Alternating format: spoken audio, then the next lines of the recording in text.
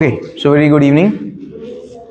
सो कल हम लोग जहां पर एंड हुए थे, इस जगह पर एंड हुए थे कि 3 स्टेटमेंट हमने आपको दिए थे सोचने के लिए। पहला कि मानव का समस्त प्रयास केवल और केवल सुख के लिए है, इसके अलावा हम कभी कोई काम नहीं करते।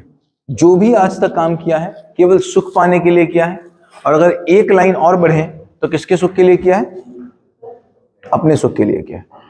और एक लाइन और यहीं पर बोली थी कि आज तक कभी किसी ने किसी को दुख देने के लिए कोई काम नहीं किया।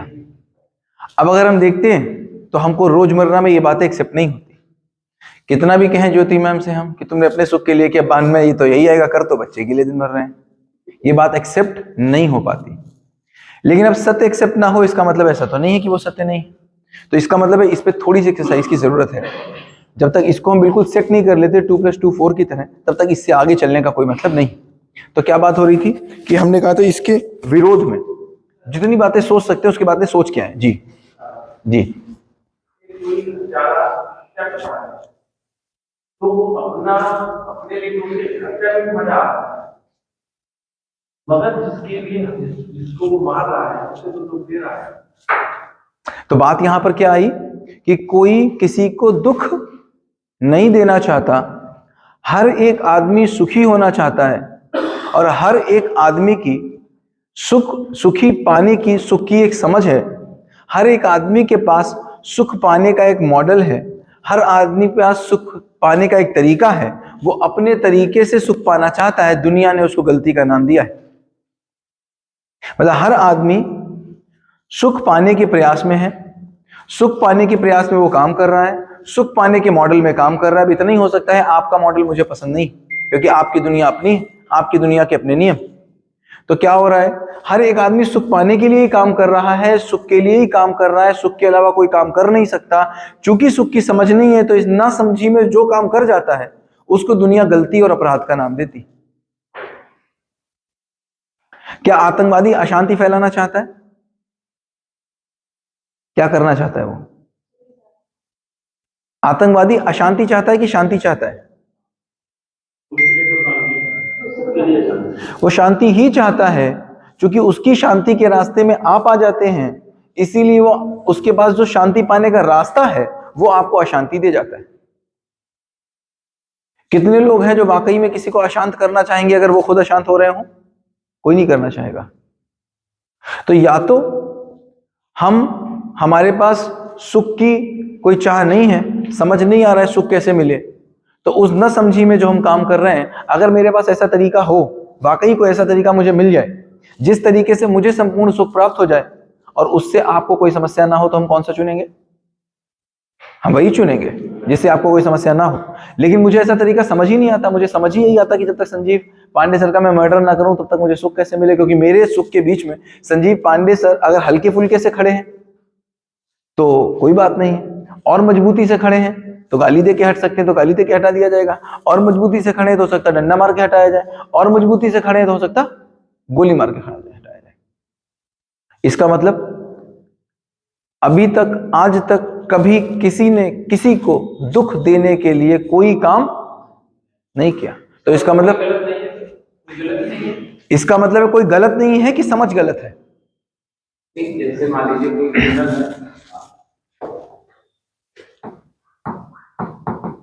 इंटेंशन की स्पेलिंग सही है कि नहीं है? हाँ, बताओ क्या गलत है? इंटेंशन गलत है कि एक्शन गलत है? मर्डर करने वाले का इंटेंशन गलत है कि एक्शन गलत है? इंटेंशन गलत है। इंटेंशन क्या है? इंटेंशन क्या है उसका? तो इंटेंशन, मर्डर करने वाले का इंटेंशन क्या है? मर्डर करना कि सुख पाना?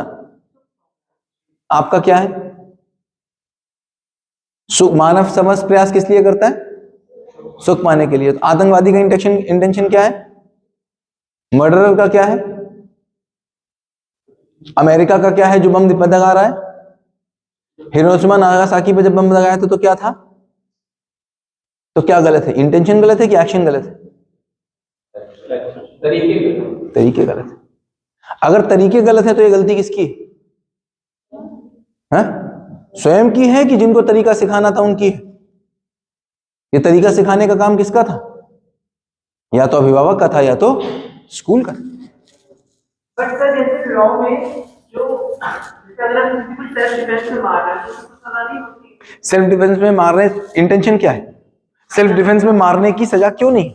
क्योंकि हम देख लेते हैं उसका इंटेंशन गलत नहीं है, तो हमको ये समझ में आता है कि इसका इंटेंशन गलत नहीं है, ये क्या करना चाह रहा था? अपने शरीर का पोषण संरक्षण करना चाह रहा था। क्या करना चाह रहा था? क्योंकि हमको ये समझ में आता है इंसान कुछ भी करे अपनी मूल चाहना से अलग नहीं हो सकता। इंसान कुछ भी करे अपनी मूल चाहना से अलग नहीं हो सकता। वो अपनी मूल चाहना को पूरा करने के लिए सारे प्रयास करेगा ही करेगा। तो जब तुम मेरे ऊपर अटैक करते हो और अटैक में मैं जो तुम्हें मार देता हूं, तो सरकार क्या कहती है, लॉ क्या कहता है कि तुमने अपनी मूल चाहना को पूरी करने की कोशिश की। और मूल चाहना क्या है? अपने शरीर का पोषण संरक्षण। किसी ने मेरी मूल चाहना पे अटैक किया है और अपनी मूल चाहना को बचाने के लिए किए गए सारे प्रयास सही। यही तो लॉ कह रहा है। लॉ यही तो कह रहा है। सेल्फ डिफेंस में अगर अभिजीत सर अभी आकर के मुझे मार दें तो अभिजीत सर को क्या फांसी होगी? नहीं होगी। क्यों नहीं होगी? सेल्फ डिफेंस का मतलब क्या हुआ? और गहराई में उतरो, और गहराई में उतरो तो क्या हुआ? मूल चाहना। तो अगर मैं अपनी मूल चाहना को पूरी करने के लिए कोई काम करता हूं, या अगर कहूं मूल आवश्यकता,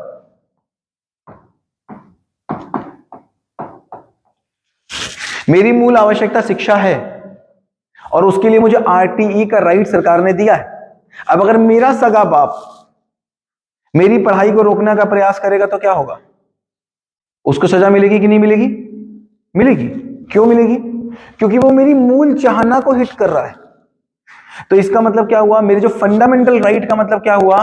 फंडामेंटल राइट का मतलब क्या हुआ? मेरी मूल चाहना को पूरी करने के लिए जो अधिकार है उसको क्या बोला गया? Fundamental right. और उनको कोई भी ब्रीच करेगा तो मेरे पास उसको रोकने का अधिकार सुरक्षित है। तो उस रोकने के अधिकार में अगर मैं कुछ करूंगा तो उसको क्राइम नहीं बोला जाएगा। बात बिल्कुल ठीक है, बिल्कुल ठीक बात हो रही। तो जब मैं किसी का मर्डर करने की कोशिश करता हूं, फारूक सर, मैं किसी का मर्डर करने की कोशिश कर रहा हूं, उस कोशिश में उसने मुझे मार दिया, तो क्या उसको सजा हो रही है? नहीं हो रही है। क्यों नहीं हो रही है? क्यों नहीं हो रही है? क्योंकि अपनी मूल चाहना को, तो ये बात समझ में आ गई। तो मूल चाहना मेरी केवल शरीर को बचाना है, या मेरी मूल चाहना, या मेरी मूल चाहना ये सारी? तो आदमी अपने परिवार के लिए, दूसरों के लिए कुछ कर ही जाता है। आदमी अपने सुख के लिए किसी के लिए कुछ कर ही जाता है। आदमी अपने सम्मान के लिए किसी के लिए कुछ कर ही जाता है। आदमी अपने विश्वास के लिए किसी के लिए कुछ कर ही जाता है। आदमी अपने घर में सामान, क्योंकि अभाव मुक्त होना था, आदमी अपने अभाव मुक्त के लिए कुछ कर ही जाता है। तो जब वो कुछ कर रहा है तो उसका इंटेंशन गलत है कि इसकी योजना गलत है? योजना गलत है। बात समझ आती? तो अब हमारे लिए बात ये निकल के आती है, अब ये बात निकल के आती है कि जब तक ये बात हमको क्लियर नहीं होती, जब तक हमको ये बात क्लियर नहीं होती कि मैंने जितना भी आज तक काम किया था, मैंने जितना भी आज तक काम किया था, वो सारा का सारा काम मैंने अपने सुख के लिए किया था। अगर ये बात मेरे अंदर घर नहीं करती है तो मैं उल्टी सीधी अपेक्षाएं करता हूं। क्या? जैसे ही मैंने समझा कि मैंने तान्या के लिए बहुत काम किए, जैसे ही मैंने कहा मैंने तान्या के लिए बहुत काम किए हैं, इमीडिएटली मुझे क्या हुई? अपेक्षा हुई। और अपेक्षा पूरी हुई? नहीं हुई, क्योंकि दूसरा तो मानता नहीं। तो अपेक्षा पूरी नहीं हुई। अपेक्षा पूरी नहीं हुई तो क्या हुई? प्रतिक्रिया हुई। उस प्रतिक्रिया से क्या हुई? युद्ध हुआ, शोषण हुआ, सब कुछ हुआ। तो ये चीज हमारे घरों में भी हमको दिखती है, हमारे अपने बेटे के साथ भी हमको दिखती है, हमारी अपनी पत्नी के साथ भी हमको दिखती है, हमारे माँ के साथ भी दिखती है, पति के साथ भी दिखती है, भाई के साथ भी दिखती है, सरकार के साथ भी दिखती है, समाज के साथ भी दिखती है। हर आदमी इसी बात को लेकर के परेशान है कि मैंने तुम्हारे लिए कितना कुछ किया, तुमने मेरे लिए कुछ नहीं किया। क्या समझ में आया? क्या समझ में आया? जो किया अपने लिए किया। और तरीका क्या है? अगर मैं कर दूं गंगेश्वर सर के लिए, मैं कर दूं तो वो एहसान है। और गंगेश्वर सर पूरी जिंदगी पट्टी लगा के घूमे, मैं जब मिलूं तो गंगेश्वर सर पट्टी लगा के घूमे। और गंगेश्वर सर ने अगर मेरे लिए कुछ किया है तो ये उनका कर्तव्य था। मैंने किया तो क्या था, एहसान था, और इन्होंने किया वो क्या था, वो तो कर्तव्य था, वो तो तुम्हें करना ही था, तुमने कौन सा बड़ा काम किया। मतलब बाप कुछ कर दे बेटे के लिए तो वो कर्तव्य था, और बेटे ने कुछ काम कर दिया तो गिनाएगा। तो गिनाना पड़ रहा है, इसका मतलब क्या हुआ,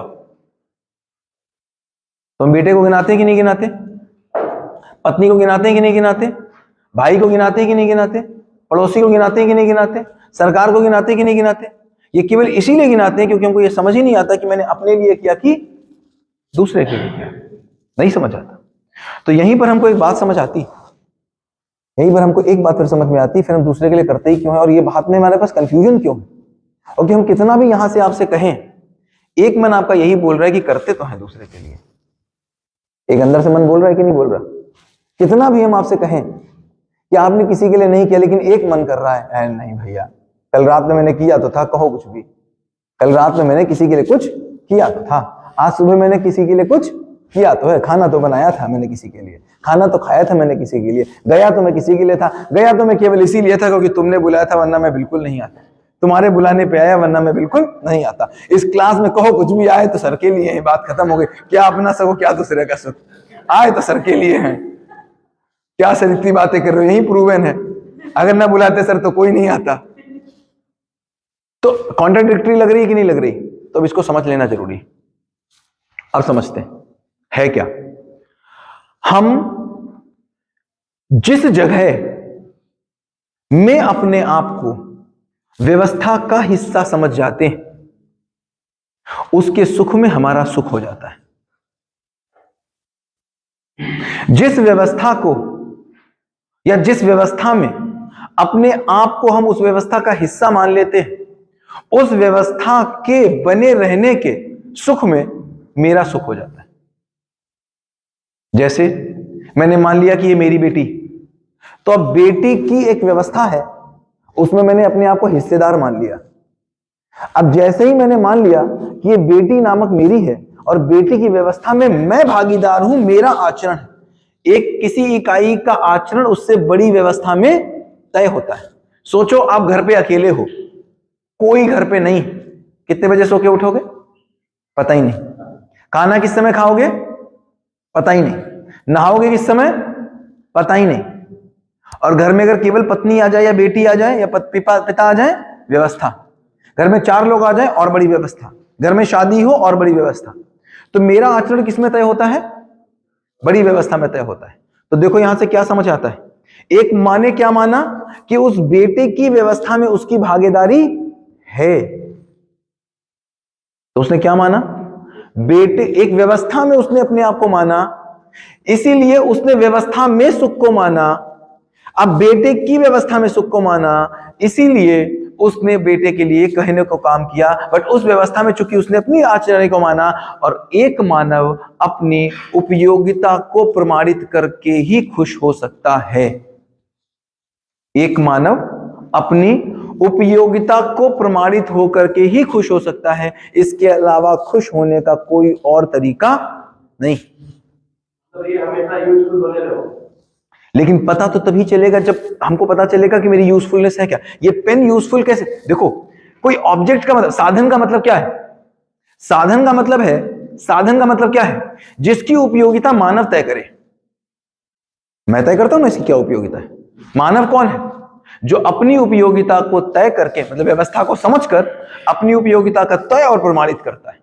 तो उपयोगिता कैसे प्रमाणित होगी सर, उपयोगिता तभी प्रमाणित होगी जब अस्तित्व समझ में आएगा, अस्तित्व में मेरी भागीदारी समझ में आएगी, अस्तित्व समझ में आएगा, उसमें समाज की भागीदारी समझ में आएगी। क्योंकि समाज अगर है तो उसके नियम पहले से होंगे, बना नहीं सकते। समाज में परिवार की उपयोगिता समझ में आएगी, परिवार में मेरी उपयोगिता समझ में आएगी। जैसे एक बच्चे का एग्जाम्पल दिया था, बच्चे ने केवल अपने माँ का बेटा मान लिया तो उसकी भागीदारी थोड़ी सी निश्चित हो गई। बच्चे ने अगर सोचो बच्चा कुछ भी कर रहा है, बच्चा क्या कह रहा है, मैं अपनी खुशी के लिए काम कर रहा हूं। क्या कह रहा है बच्चा, मैं किसके लिए काम कर रहा हूं, अपनी खुशी के लिए काम कर रहा हूं। वो किसी को अपना हिस्सा नहीं मानता, वो किसी को अपना हिस्सा नहीं मानता, तो वो किसी के लिए कुछ भी करेगा। अब उसे कोई फर्क नहीं पड़ता, वो अपनी माँ को भी थप्पड़ मार देगा, होता ही है। वो अपने बाप को भी थप्पड़ मार देगा, होता ही है। वो अपनी माँ की भी कोई बात नहीं सुनेगा, होता ही है। वो अपने बाप की भी कोई बात नहीं सुनेगा, होता ही है, देखते ही हैं। लेकिन जैसे ही उसने अपने माँ की हिस्सेदारी मानी, माँ की व्यवस्था मानी, अब माँ की व्यवस्था को बनाए रखने के लिए, मतलब माँ व्यवस्थित रहे, इस बात में वो उसकी खुशी हो गई। अब उसके बाप की खुशी से उसको कोई फर्क नहीं पड़ता। बाप को अभी भी थप्पड़ मार सकता है, लेकिन अब माँ की खुशी में उसकी खुशी हो गई है, क्योंकि अब एक बड़ी व्यवस्था में वो अपने आप को पाता है। अब माँ की व्यवस्था में अपने आप को पा रहा है, तो अल्टीमेटली वो अपने लिए काम कर रहा है कि किसी और के लिए काम कर रहा है? अभी भी अपने लिए काम कर रहा है, लेकिन अपने आप को अब उसने किसी व्यवस्था का हिस्सा मान लिया है, तो एक व्यवस्था का हिस्सा हो गया। अब उसने अपने आप को माँ और बाप दोनों का बेटा मान लिया है, तो उससे बड़ी व्यवस्था में आ गया। अब उस व्यवस्था के बने रहने में उसकी खुशी है, इसलिए वो पूरी कोशिश करता है मेरी माँ खुश रहे, मेरे पिताजी खुश रहे। तो पूरी कोशिश करता है कि मेरे माँ पिताजी खुश रहे। क्यों? क्योंकि उसने उस व्यवस्था में हिस्सा मान लिया है। अब माँ बाप की खुशी में उसकी खुशी है। अब उसने क्या माना कि पूरे परिवार की मैं व्यवस्था का हिस्सा हूं। अब उसने अपने आप को पूरे परिवार की व्यवस्था का हिस्सा माना, तो वो बाबा से भी कुछ नहीं बोल पा रहा है, चाचा से भी कुछ नहीं बोल पा रहा है। पूरे परिवार में उसका आचरण कैसा है? निश्चित है कि अनिश्चित है? बिल्कुल निश्चित आचरण हो गया अब पूरे परिवार में। अब वो पूरे परिवार के लिए काम कर रहा है। क्यों कर रहा है? क्योंकि उसने उसको उसकी व्यवस्था का हिस्सा माना, और उस व्यवस्था बनी रहने में उसने अपना सुख माना। तो अब वो किसमें है? उस परिवार के लिए काम कर रहा है। अब वो कहे मैं किसी और के लिए काम कर रहा हूं, किसी और के लिए काम नहीं कर रहा। जिस व्यवस्था में उसने अपने आप को हिस्सा माना है उसमें काम कर रहा है। पड़ोसी के परिवार के लिए वो अभी भी नहीं कर रहा है। अभी भी पड़ोसी के परिवार को वो मार मूर के कुछ भी कर सकता है। उसने मोहल्ले का हिस्सा मान लिया, शहर का मान लिया, राज्य का मान लिया, देश का मान लिया, समाज का मान लिया, या अस्तित्व का मान लिया। तो हम अस्तित्व के हिस्से हैं या ये या मानना है? हम अस्तित्व की व्यवस्था के अविभाज्य हिस्से हैं, ये सच है, सत्य है, या फिर हम इसको मानना है? है ही है, है ही है। हम अस्तित्व के हैं, हम समाज के हिस्से हैं ही हैं, हम परिवार के हिस्से हैं ही हैं। हम इस चार चीजों से मुक्त नहीं है। हम इन चार चीजों के हिस्से से मुक्त नहीं है। अब क्या हुआ? किसी ने यहां मान लिया, तो गांधी जी ने अगर अपने आप को यहां मान लिया तो उनका सुख पूरे देश के सुख में सुख हो गया। भगत सिंह ने इस पूरे को अपना मान लिया, पूरे देश की व्यवस्था को अपनी व्यवस्था मान ली, तो उनका सुख पूरे देश के सुख में हो गया। फिर भी कहो भगत सिंह ने कुछ दूसरे के लिए किया? कुछ नहीं किया। उसने पूरे को अपना मान लिया। समझ में बात आ रही? आपको भगत सिंह ने मेरे लिए कुछ किया? कुछ नहीं किया। भगत सिंह ने पूरे देश की व्यवस्था को अपनी व्यवस्था मान लिया, तो पूरे देश की व्यवस्था के लिए करना शुरू कर। इसीलिए कहते हैं मां के कर्तव्य को आप थैंक यू नहीं बोल सकते। क्यों नहीं बोल सकते? मां का कोई थैंक यू नहीं होता। क्यों नहीं होता मां का थैंक यू? क्योंकि मां का कर्तव्य होता है, कर्तव्य का कोई थैंक यू नहीं होता। तो कर्तव्य का मतलब क्या? जिस व्यवस्था का मैंने हिस्सा अपने आप को समझ लिया, उसके प्रति मेरे कर्तव्य और दायित्व हो गए। अब इसमें किस बात का थैंक यू? थैंक यू का मतलब क्या? मैं यहां से बाहर निकलूं और पड़ोसी वाले गांव को पानी दे दूं, तो थैंक यू की बात है। मतलब मैं जिस व्यवस्था का हिस्सा नहीं हूं, उस व्यवस्था के लिए कुछ करने पर मेरा कोई आभार है, मेरा कोई थैंक यू है। और जिस व्यवस्था का मैं हिस्सा ही हूं, उसके लिए काहे की ताली? उसके लिए किस बात की ताली? उसके लिए किस बात की तारीफ? उसके लिए किस बात का थैंक यू? पिताजी तुम्हारे लिए कुछ करेंगे, उसके लिए कोई थैंक यू है? या तुम पिताजी के लिए कुछ करोगे तो थैंक यू है? क्यों नहीं है? बात को समझने की कोशिश करो। क्योंकि हमने अपने आप को उस व्यवस्था का हिस्सा माना है। जिस व्यवस्था का हिस्सा हम अपने आप को नहीं मानते, वहां गिनाते हैं। अपने आप को जिस व्यवस्था का हिस्सा नहीं मानते, वहां पर हम गिनाते हैं, मैंने तुम्हारे लिए क्या क्या किया है, मैंने तुम्हारे लिए ये किया, मैंने तुम्हारे लिए वो किया। अब बताओ किसके लिए क्या कर सकते हो? किसी के लिए कुछ नहीं कर सकते। अगर आपको यह समझ में आ गया कि अस्तित्व एक व्यवस्था है, और इस अस्तित्व की व्यवस्था का बना रहना, अस्तित्व की जरूरत है कि मेरी जरूरत है? मेरी जरूरत है, मेरी जरूरत है। ये अगर व्यापक रूप से पूरी संचालित कर दी जाए तो सारे भारत का भी प्रदूषण हो रहा है, जो भी उनकी जरूरत क्या है? उनकी जरूरत घर में तो कभी नहीं मिलता। घर में माँ ज्यादा काम करती है उस नोबेल वाले से, माँ को कभी भारत रत्न नहीं मिलता। क्यों? जरूरत नहीं ना उस बात की। तो कहने का मतलब है ये भारत रत्न दिया क्यों जा रहा है, ये परमवीर चक्र दिया क्यों जा रहा है? इसलिए दिया जा रहा है ताकि एक को मिल गया 100 और काम करे। तुम्हारे पास कुछ तो है नहीं, कोई तो लालच मिले, डर, आस्था, प्रलोभन, कोई तो प्रलोभन मिले, कोई तो प्रलोभन मिले। तुम नहीं युद्ध रुकवा रहे, इसीलिए रुकवा दो, नोबेल मिल जाए। भाई यही काम कर लो, इसी से कर लो। तो डर से या तो करोगे, या तो प्रलोभन से करोगे, और या तो आस्था से करोगे। भैया समाज इन्हीं 3 चीजों पे चल रहा है। तो ये क्यों अर्जुन अवार्ड का क्या मतलब है? अर्जुन अवार्ड का मतलब है तुम देश के लिए इतना कुछ करोगे, अर्जुन अवार्ड मिल जाए। तो तुम्हारी नजर में और कुछ नहीं है तो अर्जुन अवार्ड के लिए तुम कोई काम कर लो। नहीं कुछ तो है तो तुम भैया पद्म भूषण के लिए कुछ कर लो। हो सकता है मेरे मन में आ जाए कि यार राष्ट्रपति पद्म भूषण दे, मुझे पद्म भूषण चाहिए। अब मैंने देखा पद्म भूषण कैसे मिलता है, तो पद्म भूषण किसी को मिला है, उसने 2 लाख लोगों को खेती करनी सिखाई, मैं तो 3 लाख लोगों को सिखाऊंगा। अब क्यों चाहिए पद्म भूषण? तो अभी बताओ, मैंने व्यवस्था का हिस्सा माना अपने आप को कि नहीं माना? फिर मैं जिंदगी भर गिनाऊंगा, हर इंटरव्यू में गिनाऊंगा क्या, और फिर मैं क्या कहूंगा, जहां जाऊंगा अगर माला नहीं मिली तो बहुत बड़ी समस्या हो जाएगी। जहां माला नहीं मिलेगी वहां बहुत। देखो ये बात हमको समझनी पड़ेगी, क्यों हम यहाँ ये बात कर रहे हैं। ये बात जो हम यहाँ कर रहे हैं, ये बात ना किसी धर्म की है, ना समुदाय की है, ना जाति की है, ना किसी देश की है। ये बात कहाँ की जा सकती है, किस देश में की जा सकती है? बात जो हम यहाँ कर रहे हैं किस किस देश में की जा सकती है? किसी भी देश में। किस धर्म के सामने की जा सकती है? क्योंकि ये मानव की बात है, अस्तित्व की बात है। वहां ना धर्म है, ना जाति है, ना समुदाय है, ना देश है, ना व्यवस्था है। किसी भी अर्थ पे की जा सकती, किसी भी अर्थ पे की जा सकती। तो कहने का मतलब क्या हुआ, ये बात कहीं भी की जा सकती है, और ये करी जाने वाली बात उससे की जाए जिसके पास ज्यादा जिंदगी बाकी है कि जिसके पास कम जिंदगी बाकी है। तो ज्यादा जिंदगी किसके पास बाकी है? तो ये बात कोई अडल्ट एजुकेशन प्रोग्राम है कि जिंदगी बची नहीं, अब 60 साल के हो गए तो सोचे अब क्या करें, तो अब लाओ ये कर लें। या फिर ये 1 साल में आपके पास जो बच्चा है उसके साथ बात की जाए। यस, इसीलिए हम बैठे, क्योंकि ये बात ऐसी नहीं है, ये बात ऐसी नहीं है कि हम कैसे करें कि बच्चा सुखी पैदा होता है, विश्वास के साथ पैदा होता है। एक बच्चा ऐसे विश्वास के साथ पैदा होता है कि आप स्कूल में नर्सरी का टीचर बी ऐसा लिखवा दे, उसका बाप डीएम होगा, उसकी औकात नहीं है बी उसको ऐसे करवा दे, औकात नहीं। इतने विश्वास के साथ बच्चा स्कूल आता है। एक पिताजी उस बच्चे को लेते हैं, ऐसे कुदा देते हैं, और वो विश्वास करता है कि मेरा बाप मुझे गोदी ले लेगा। इस विश्वास के साथ पैदा होता है। ये भी इनकी बच्ची 3 साल की है, ये बर्तन धोए, इनकी बच्ची आके ना बर्तन धुलवाए मुझसे कह देना। ऐसी बच्ची जिसको तुम मारते थे, तभी भी वो आकर के मार खाने के बाद, जिस माँ के मार खाने के बाद वो बच्चा माँ के आंचल से लिपट जाता था, आज वो बच्चा अगर माँ को आंख दिखाने लग गया तो गलती किसकी? बिगाड़ दिया गया। एजुकेशन हमारे देश को बिगाड़ दिया। क्यों बिगाड़ नहीं दिया? समझ नहीं पाए करना क्या था, केवल समझ नहीं पाए। देखो हम गलती से सीखते हैं कि नहीं सीखते? किसको किसको लगता है हम गलती से सीखते हैं? हाँ, हाथ उठा दो। गलती से सीखते हैं, है ना? चलना हमने गलत को देख के सीखा कि सही को देख के सीखा? बाइक चलाना सही को देख के सीखा, गलत देख के सीखा? ए लिखना गलत को देख के सीखा, सही को देख के सीखा? बोलना सही को देखा, सही देख के सीखा, गलत को देख के सीखा? खाना खाना सही को देख के सीखा, गलत को देख के सीखा? क्या कह रहे थे, किससे सीखते?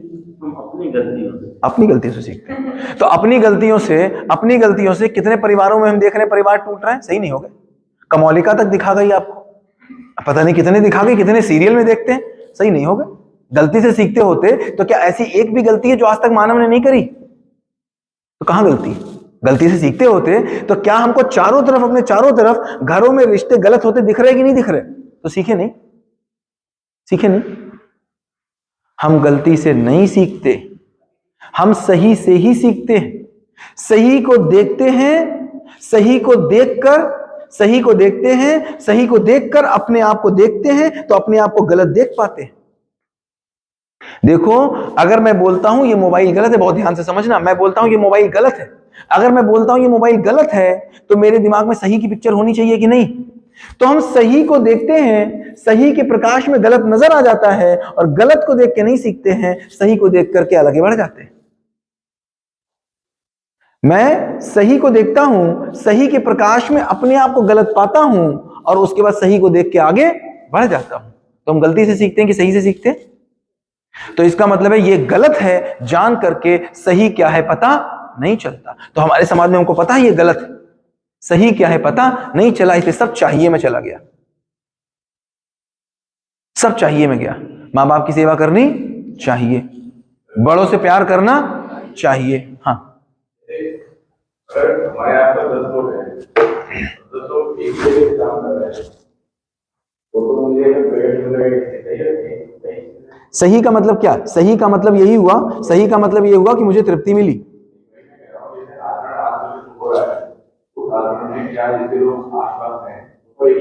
एक ही जैसा कर रहे हैं, लेकिन हम तो साफ साफ बोलते हैं ना सभी लोग गलत हो रहा है। देख तो हम लोग पा ही रहे हैं।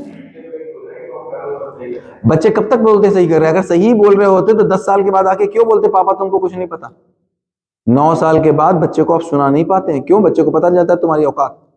9 साल तक वो तुम्हारा बीवी मान रहा होता है, 5वें साल आके देखते हैं मम्मी पापा तो ठीक नहीं, 10वें साल आके देखते हैं बोलते कुछ और है करते कुछ और है, 12वें साल आके पता चल जाता है तुम्हारे बस की कोई बात नहीं है, 13वें साल कहते हैं दोस्त से पूछ लेंगे। वो देख रहा है कि सही नहीं है, आपको जीना नहीं आ रहा है, आपको मम्मी के साथ जीना नहीं आ रहा है, अपने साथ जीना नहीं आ रहा, आपकी बात सुन के क्या करें? फिर तुम्हारे पास जो चीज है वो दे दो, पैसा लाओ। ज्ञान, बच्चा क्या कहता है? ज्ञानवान नहीं चाहिए तुमसे, पैसा लाओ। बोल के तो देखो बच्चे से, कहता है ऐसा पैसा लाओ, बाकी हम ज्ञान ले लेंगे। क्या हो रहा है? ये क्यों हो रहा है? क्योंकि उसको साफ साफ दिख रहा है जीना इनको नहीं आया, और साफ साफ हमको दिख रहा है, डेली डेली दिख रहा है। सर मैं तो पेरेंटिंग कोच हूं, मैं देखता हूं सर 13 साल की माँ आके मुझसे बोलती है, रोते हुए बोलती है कि सर मैं कमरे में जाती हूं, बच्चा मेरे मुंह पे दरवाजा बंद कर देता है। और ये एक घर की कहानी नहीं है, हर चौथे घर की कहानी। बच्चा अपने पिता से बात नहीं करना चाहता, 13 साल का बच्चा हो जाए, एक पिता 3 बातों से ऊपर नहीं कर पाता है, एक माँ 3 बातों से ऊपर नहीं कर पाती। क्या खाया, पढ़ा कि नहीं पढ़ा, होमवर्क किया कि नहीं, क्या चौथी बात नहीं है आपके पास करने को? और है भी तो बच्चा आपसे करना नहीं चाहता, हाँ या ना? एक बच्चा जो दिन भर आपके पास रहता था, नहीं करना चाहता, क्या दिखा रहा है? जीना नहीं आया। और समझ में हमको नहीं आ रहा तो उसमें तो कोई गलती नहीं, तो हम तो केवल समीक्षा की बात कर रहे हैं। तो यहां पर क्या बात हमने की? हमको गलती से समझ में आता है कि सही से समझ में आता है? तो फिर ये गलत नहीं है, ये इवोल्यूशन का पार्ट है। अब हम किसी को गलत नहीं कह सकते। किसको गलत कहें? मर्डर को गलत कहें? तो अब हम 2 तरीके से बात कह सकते हैं। बच्चा गलत है, मगर बच्चा जो देख रहा है वो भी तो गलती देख रहा है। हाँ, गलती देख रहा है तो उसको 2 दिन बाद रियलाइज होता कि वो भी गलत था। उसी बच्चे को 4 दिन बाद रियलाइज होता और आपके पास आता है पापा तुम ही सही थे, वो भी गलत था। आता है कि नहीं आता? क्योंकि उसको समझ नहीं आ रहा। और अल्टीमेटली अगर आप ही सही थे, भाई देखो मुझे सही बात पता है, मुझे बात सही पता है, इस बात का प्रमाण क्या होगा? मुझे कोई चीज सही पता है, इस बात का प्रमाण होगा कि मैं उस बात के साथ जी सकता हूं, उस बात को मैं किसी को बता सकता हूं, उस बात को मैं किसी को समझा सकता हूं, उस बात को मैं किसी को जीना सिखा सकता हूं। मुझे नाउन सही पता है, इसका मतलब क्या हुआ?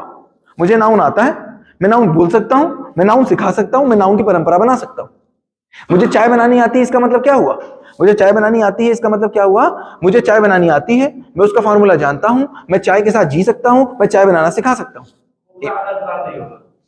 ईमानदारी क्या होती है? खोखला, गर्म हवा।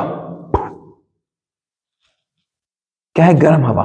गर्म हवा का मतलब शब्द रूप में बात है, स्किल रूप में बात नहीं, योग्यता रूप में बात नहीं है, कामना के रूप में बात बनी हुई है। और कामना के रूप में बात जब पहुंचाई जाती है तो चाहना या मॉरल साइंस बोली जाती है। ठीक है, तो बात क्या निकल के आई? बात सिंपल सी एक देखो, बात कोई मानना नहीं, पहले दिन से बात बोली जा रही, कोई भी बात मेरी मानना नहीं।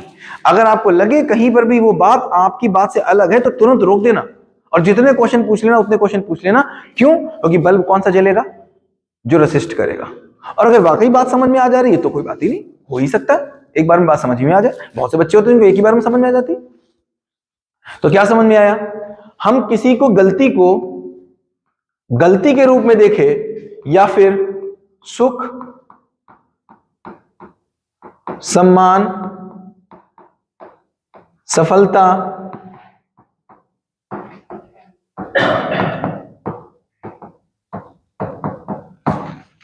दो तरीके हैं, ऐसे देख सकते हैं। या तो गलती के रूप में देखें, या तो सुख, सफलता या सम्मान पाने के असफल प्रयास के रूप में देखें। क्या सही है इसमें से? है क्या सही? वो गलती कर रहा है या फिर सुख समझ नहीं आया, सम्मान समझ नहीं आई, सफलता समझ नहीं आई, तो उसको पाने का अपना अपना मॉडल बना रहे हैं और असफल प्रयास है। कैसे देखें? सही क्या है इसमें से?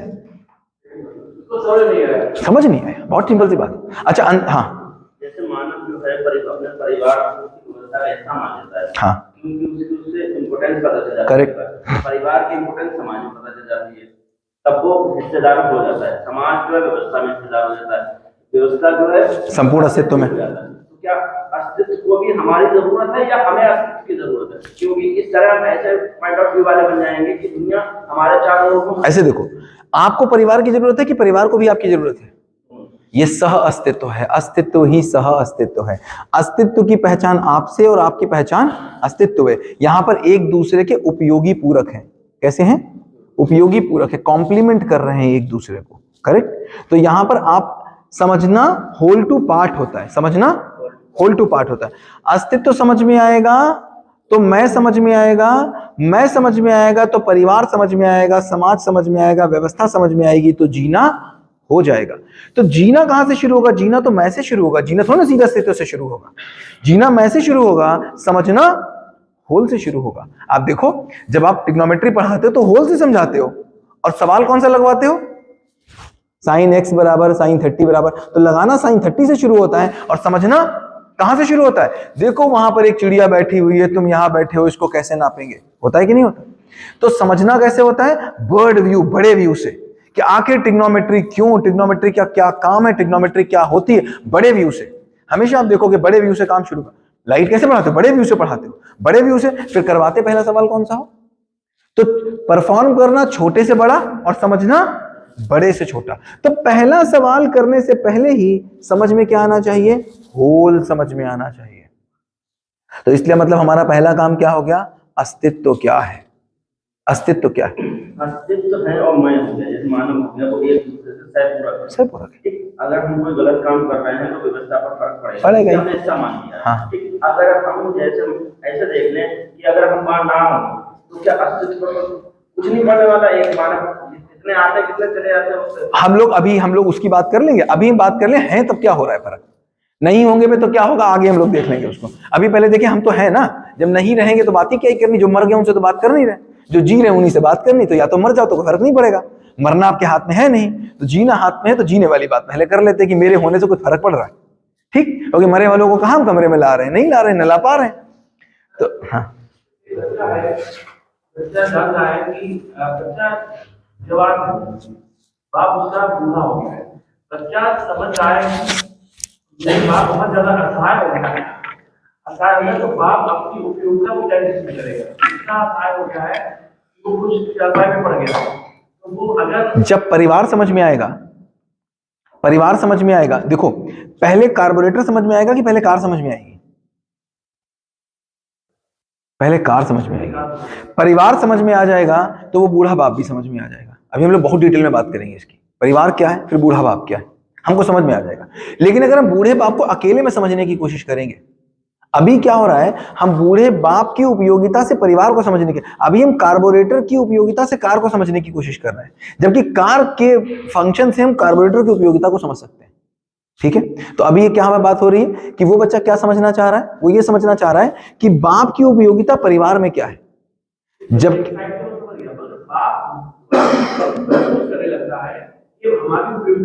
बाप को क्यों समझ में रहता है? क्योंकि बाप को भी तो नहीं पता ना परिवार की उपयोगिता क्या। अगर बाप को ही पता होती तो बच्चे को तो पता ही होती। भाई बाप को मोबाइल पता था तो बच्चे को पता है, अगर बच्चे को पता है तो बाप को पता होगा। बाप को ऐसा लग रहा है इसका मतलब परिवार उसको समझ में नहीं आया। हम लोग करेंगे बहुत डिटेल में बात। अभी हम लोग क्या बात कर रहे हैं? अभी हम लोग ये बात करें कि जो भी बात हो रही है, अब हम लोग बात करें आदमी जानबूझ के गलती क्यों करता है। जानबूझ के गलती करता है तो वो करना चाहता है, या फिर उसको पता होते हुए भी कि ये खाना मेरे लिए, देखो मेरे लिए शरीर इंपॉर्टेंट है कि सुख इंपॉर्टेंट है? क्या इंपॉर्टेंट है? शरीर इंपॉर्टेंट है कि सुख इंपॉर्टेंट है? देख लेते हैं। मुझे पता होते हुए भी कि छोला भटूरा मेरे लिए नुकसानदायक है, फिर भी सुख की चाह में हम खा ही लेते हैं। क्या निकला इंपॉर्टेंट? सुख। जानते हुए भी, देखो मेरे लिए तो सुख ही इंपॉर्टेंट है, वो हम लोग आगे बहुत देख लेंगे। सो अगर देखो, अगर शरीर इंपॉर्टेंट होता तो कितने लोग योगा कर रहे होते? बात समझो। नहीं, सुख की समझ नहीं है। क्योंकि सुख की समझ नहीं है, शरीर इंपॉर्टेंट है, बिल्कुल है, कौन कह रहा नहीं है, क्योंकि शरीर के बिना सुख आएगा कहां से। लेकिन आप समझो, शरीर इंपॉर्टेंट है लेकिन सुख क्या है? साध्य है। शरीर साधन है, सुख साध्य है। तो पाने वाली चीज पाई जाने वाली चीज से हमेशा बड़ी है। जिस चीज से पाएंगे और जिस चीज को पाएंगे तो पाई जाने वाली चीज साधन से हमेशा बड़ी होगी। ठीक है, तो अब शरीर इंपॉर्टेंट है, बड़ा नहीं है, इंपॉर्टेंट है, बहुत इंपॉर्टेंट है, क्योंकि शरीर के बिना सुख कैसे मिलेगा। लेकिन चूंकि सुख तो था ही था, सुख साध्य था, तो क्या समझ नहीं आया, ये समझ नहीं आया कि सुख कैसे मिलेगा। मर्डर करना गलत जानते हुए भी मर्डर कर जाते हैं। बात समझ आ रही? क्यों गलती करता है जानबूझ के आदमी? समझ नहीं आ रहा है कि सम्मान कैसे मिलेगा, समझ में आ रहा है सम्मान कैसे मिलेगा। मुझे पता है पड़ोसी को परेशान नहीं करना चाहिए, लेकिन क्या करूं, सम्मान पाने की चाह में, सम्मान पाने का तरीका न पता होने में जो हम कर जाते हैं उसको समाज गलती के रूप में मानता है। अब देखो, दो एग्जाम्पल दे रहा हूं मैं आपको। एक, दो लोगों ने मुझसे उधार लिया। खड़े हो जाओ, हाँ खड़े हो जाओ भैया, हाँ इधर आ जाओ, इधर आ जाओ, ये उधार वाले लोग हैं हमारे, इधर आ जाएंगे।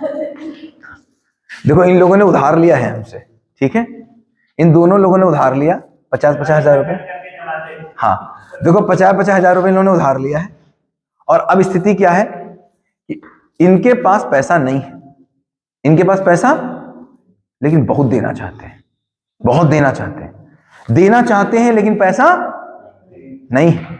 इनके पास पैसा है जेब में, लेकिन देना नहीं चाहते।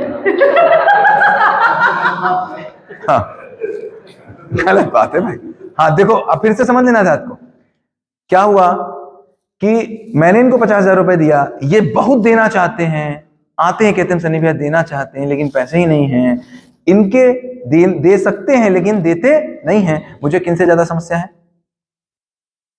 इनसे ज्यादा समस्या, इन्हें बोल दिया, इनसे ज्यादा समस्या है। घटना तो एक ही घट रही है, दोनों जगह से पैसे नहीं मिल रहे मेरे लिए, घटना दोनों। इसका मतलब मुझे समस्या घटना से ज्यादा है कि इंटेंशन से ज्यादा है? तो इंटेंशन किसका बुरा? इंटेंशन दुनिया में किसका बुरा? किसी का इंटेंशन बुरा है क्या? हो ही नहीं सकता, क्योंकि इंटेंशन के रूप में आदमी केवल एक ही चीज चाहता है, उसको सुख मिल जाए, सम्मान मिल जाए, उसकी आवश्यकताएं पूरी हो जाएं, उसका विश्वास हो जाए, परिवार में शिकायत मुक्ति हो जाए और घर अभाव मुक्त हो जाए। हाँ बताएं।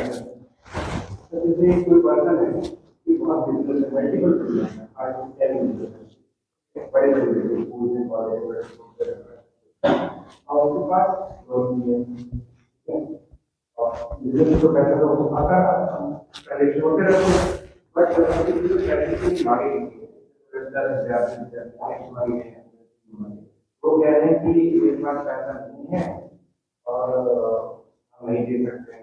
तो केस में किस कंडीशन में है? उस केस में क्या है, वो क्यों नहीं दे रहा बताओ? उनके पास लोन नहीं है, दे क्यों नहीं रहा है? देना नहीं चाहता कभी नहीं दे रहा है, और पैसा तो है उसके पास फिर भी नहीं दे रहा है। पैसा है उसके पास फिर भी नहीं दे रहा, क्यों नहीं दे रहा ये तो बताओ। अल्टीमेटली क्या है? अल्टीमेटली उसका देने में सुख है कि नहीं है? नहीं है, तो किसके लिए काम कर रहा है वो? सुख के लिए कर रहा है। आप किसके लिए कर रहे हो? सुख के लिए कर रहे हो। मैं किसके लिए कर रहा हूं? सुख के लिए कर रहा हूं। सुख की चाहना से कौन मुक्त हो सकता है? तो उसकी चाहना गलत थी कि उसकी योग्यता गलत थी? क्या गलत थी? चाहना गलत थी सुख की चाहना गलत थी कि सुख पाने की योग्यता के कारण योजना गलत थी? देखो वहां समझना मेरी बात को। जो आतंकवादी आकर के आपके यहां पर बम दगा गया, उसकी चाहना गलत थी। चाहना क्या थी उसकी? चाहना क्या थी? सुख पाना। सुख पाना चाहना गलत है कि सही है? सही है। सही क्यों है? क्योंकि ये मूल चाहना है। कैसी चाहना है? मूल चाहना से कोई अलग हो सकता है? चाह के भी अलग हो सकता है? नहीं। सम्मान पाने की चाहना से कोई अलग हो सकता है? अपनी आवश्यकता पूरी करने की चाहना से कोई अलग हो सकता है? नहीं। तो इसका मतलब उसके अंदर क्या कमी थी? आतंकवादी के अंदर चाहना में कमी थी क्या? नहीं कमी थी। किस चीज में कमी थी? किस में कमी थी? योग्यता में। किस बात की योग्यता में? किस बात की योग्यता में? योग्यता मतलब क्या हम लोगों ने सिखाया था? योग्यता का मतलब क्या बताया था? योग्यता का मतलब है व्यवस्था को समझकर उसके नियम समझ लेना। जैसे नियम मोटरसाइकिल चलाने के होंगे, सुख पाने के भी तो होंगे। सुख पाने के नियम समझ में आए कि उसने बनाने की कोशिश की? अगर समझ में आने की कोशिश की होती तो बम दगाता? अच्छा, समझ में आने का मतलब क्या हुआ, फिर समझो। समझ में आने का मतलब हो गया कि तुम्हें उसके साथ जीना आ गया, तुम्हें निरंतरता मिल गई। मोबाइल समझ में आ गया तो मोबाइल निरंतर है कि नहीं है? है नहीं। कार समझ में आ गया तो कार निरंतर है कि नहीं है? है। कार किसी को दे सकते हो कि नहीं? कार किसी को समझा सकते हो कि नहीं? तो सुख अगर समझ में आ जाएगा तो सुख निरंतर होगा कि कभी कभी होगा? फिर किसी और को भी समझा पाओगे कि नहीं समझा पाओगे? समझ में आ जाना, सुख के साथ निरंतर जी लेना, किसी को भी जीने में मदद कर देना का नाम ही संज्ञानशीलता है, का नाम ही। फिर समझो, मुझे कार समझ में आई तो कार के साथ वो भी वही करता है जो मैं करता हूं। वो कार में मिट्टी का तेल नहीं डालता, वो भी पेट्रोल डालता है। पानी समझ में आया तो मैं भी पानी पीता हूं, वो भी पानी पीता है ना? मुझे भी पानी से प्यास बुझ जाती है, उसकी भी पानी से प्यास बुझ जाती है। मैं भी कार से कहीं पहुंच जाता हूं, वो भी कार से कहीं पहुंच जाता है। वो भी हवाई जहाज से कहीं पहुंच जाता है, मैं भी हवाई जहाज से कहीं पहुंच जाता हूं। सुख किस उसको समझ में आया? नहीं समझ में आया। अगर आ गया होता तो परमानेंट मिल जाता। तुमको समझ में आया? नहीं समझ में आया। तो तुमको परमानेंट मिला, नहीं समझ मिला, तो इसका मतलब सुख समझ में नहीं आया। जो समझ में नहीं आया इसका मतलब अस्तित्व के नियम मुझे समझ में नहीं आए। अगर समझ में नहीं आए तो मैं अपने नियम बनाने की कोशिश कर रहा हूं। उस नियम को बनाने की कोशिश में आप अपनी बीबी पे चिल्ला रहे हो, वो अपनी बीबी को मार रहा है। बस इतना अंतर है, और कोई अंतर नहीं। बस इतना ही अंतर है कि तुम केवल चिल्ला पा रहे हो और वो गोली मार दे रहा है। बस केवल इतना ही अंतर है और ज्यादा अंतर नहीं। अंतर केवल इतना ही कि उस सुख की चाह में तुमने समझौता कर लिया, उसने समझौता नहीं किया। और बात ही था, समझौता नहीं करोगे तो कहां पहुंचोगे? संवेदनहीनता पे पहुंचोगे। वो पहुंच गया, तुमने समझौता कर लिया, मिला तो तुम भी नहीं, तुमको भी नहीं था। तो तुमने समझौते की जिंदगी जी और उसने कहा मैं समझौते की जिंदगी नहीं जीऊंगा। मेरे खेत के बगल में किसी ने मेड़ काट दी, उसको सुख समझ में आया था? नहीं समझ में आया था। उसने सोचा ज्यादा जमीन लेकर के हम सुखी हो जाएंगे। क्या वो हो जाएगा? नहीं हो पाएगा, ये बिल्कुल तय है। अब मेरी कट गई, या तो मैंने समझौता कर लिया, या तो मैंने सुख से समझौता कर लिया, और नहीं समझौता किया तो जो किया वो कर डाला। अब इसको गलती बोलोगे, सुखी पाना था मुझको, सुख का फॉर्मूला समझ में आया? नहीं समझ में आया, तो इसको गलती बोलोगे कि सुख पाने का असफल प्रयास बोलोगे। देखो, इस बात को डिस्कस कर लेना बड़ा जरूरी है। अब बताओ, किसी ने रेप किया, क्या है? वो वही है जो आप कर रहे हो, जो हम कर रहे हैं, बस वो उसकी हाइट, हम उसकी पहली सीढ़ी पर हैं, वो उसकी 50वीं सीढ़ी पे। बस केवल इतना अंतर है। हम उसकी पहली सीढ़ी पर हैं, वो उसकी 50वीं सीढ़ी पे। हम केवल घूर लेते हैं, उसने घूरने के बाद रेप भी कर डाला। बस केवल इतना अंतर है, और कोई ज्यादा अंतर नहीं, और कोई ज्यादा अंतर नहीं। आप सोच रहे थे आपको घूर के मिल जाएगा, उसने कहा मुझको रेप करके मिल जाएगा। सुख की चाह है, और सुख का नियम समझ में नहीं आया।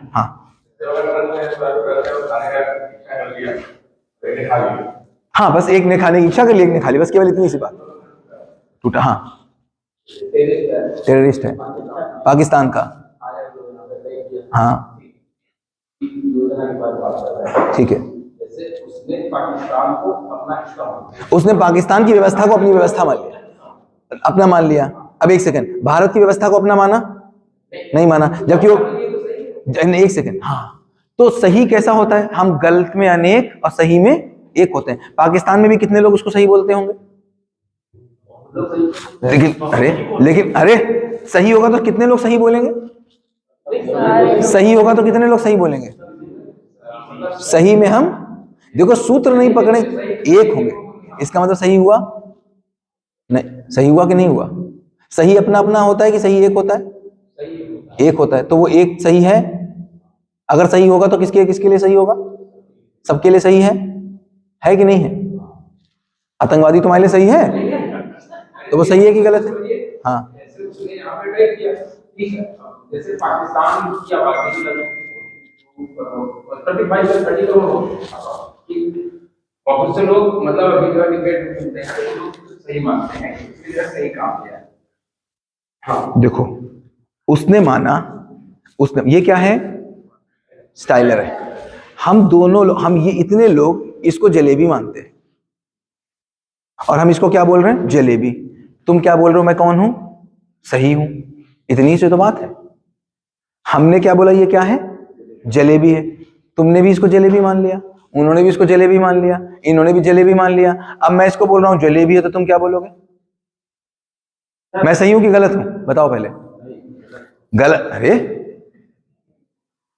ये लोग क्या कह रहे हैं, अरे मेरे भैया तुमने भी जलेबी मान लिया। हाँ, अगर कि पता है तो जिसको पता होगा, जिसको ये पता होगा पाकिस्तान में, वो उसको सही मानेगा कि गलत मानेगा? तो इसका मतलब कौन सही मान रहा है? जिसको नहीं पता। तो नहीं पता वाले की बात करें कि पता वाले की बात करें? नहीं पता वाले की बात तुम लोग 3 दिन कर लिए मुंडन संस्कार, हमको पता चल गया, हमको भी नहीं पता है। तो नहीं पता वाले, देखो नहीं पता वाले में कोई 1 कदम वाला है और कोई 50 कदम वाला है। बात यहां पर क्या हो रही है? बात केवल इतनी हो रही है कि इसको पाकिस्तान में कुछ लोगों ने जलेबी माना, तो वो लोग इसको जलेबी बोल रहे हैं। कहने का मतलब क्या है? अस्तित्व में ये स्टाइलर है। अगर ये अस्तित्व में स्टाइल, हम लोगों ने क्या बात किया था? है, जो है वो एक ही है, 2 नहीं हो सकते। तो अगर ये स्टाइलर है तो फिर स्टाइलर है। अब आप इसको कुछ और मान लो, तो अब बात क्या निकल के आई? बात ये निकल के आई कि पाकिस्तानी भी इस अस्तित्व का हिस्सा है कि नहीं है? उसने अपने आप को माना उसका हिस्सा? नहीं माना। अपने आप को हिस्सा नहीं मान पाया तो वो जान पाएगा क्या करना है? नहीं जान पाएगा। तो कुछ भी कर रहा है। अब देखो, आपने नाम बहुत सुना होगा इन सब चीजों का। किसका सुना होगा आपने सुना होगा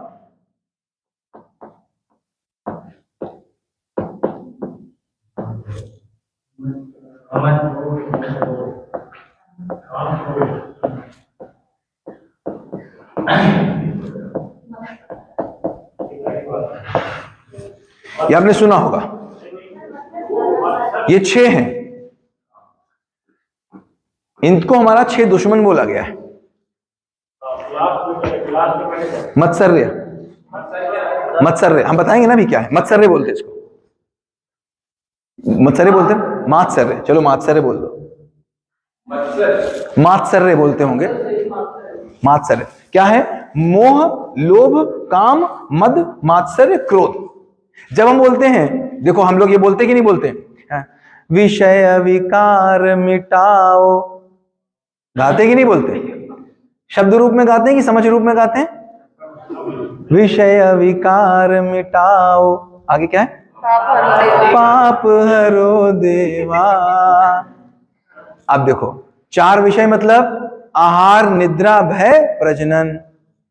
विषय विकार मिटाओ, कह रहे हैं साफ साफ, आहार, निद्रा, भय, प्रजनन। और विकार मतलब ये 6, ये मिटाने की ही बात कर रहे हो आप। समझ में तो आया नहीं? गाना गाया। हाँ, विषय विकार 4। हाँ, अब तो इनको समझ। अच्छा, किसी चीज को समझ के हटाओगे कि बिना समझे हटाओगे? तो हटा कोई और हटा देगा मेरे लिए? हम कह रहे नहीं, तुम हटा दो मेरे लिए। अब समझो इसका मतलब क्या है। इसका मतलब अगर समझ में आ गया तो अभी के 3 दिन मेरे बहुत सक्सेसफुल हो गए। मेरी चाहना इसकी है, कोई मुक्त कर सकता हो तो बताओ, और इसकी नहीं है। मैं बार बार इसको खोलता हूं। ये अगर मेरी आंखों में नहीं बसा, मैंने क्या पहले दिन बोला था, पीरियोडिक टेबल की तरह ये बसा होना चाहिए। सब जीना चाहते हैं, मेरी चाहना क्या है? जीना, जिंदा रहना ही पड़ेगा मुझको। ये आहार, निद्रा, भय, प्रजनन, जब हम बोलते हैं विषय विकार मिटाओ, तो हम ये नहीं बोलते विषय मिटाओ, हम ये बोलते हैं विषय से ये पाने की चाहना मिटा दो, क्योंकि विषय से ये मिल नहीं सकता। विषय से ये मिल नहीं सकता, ये चाहना मिटा दो। अब देखो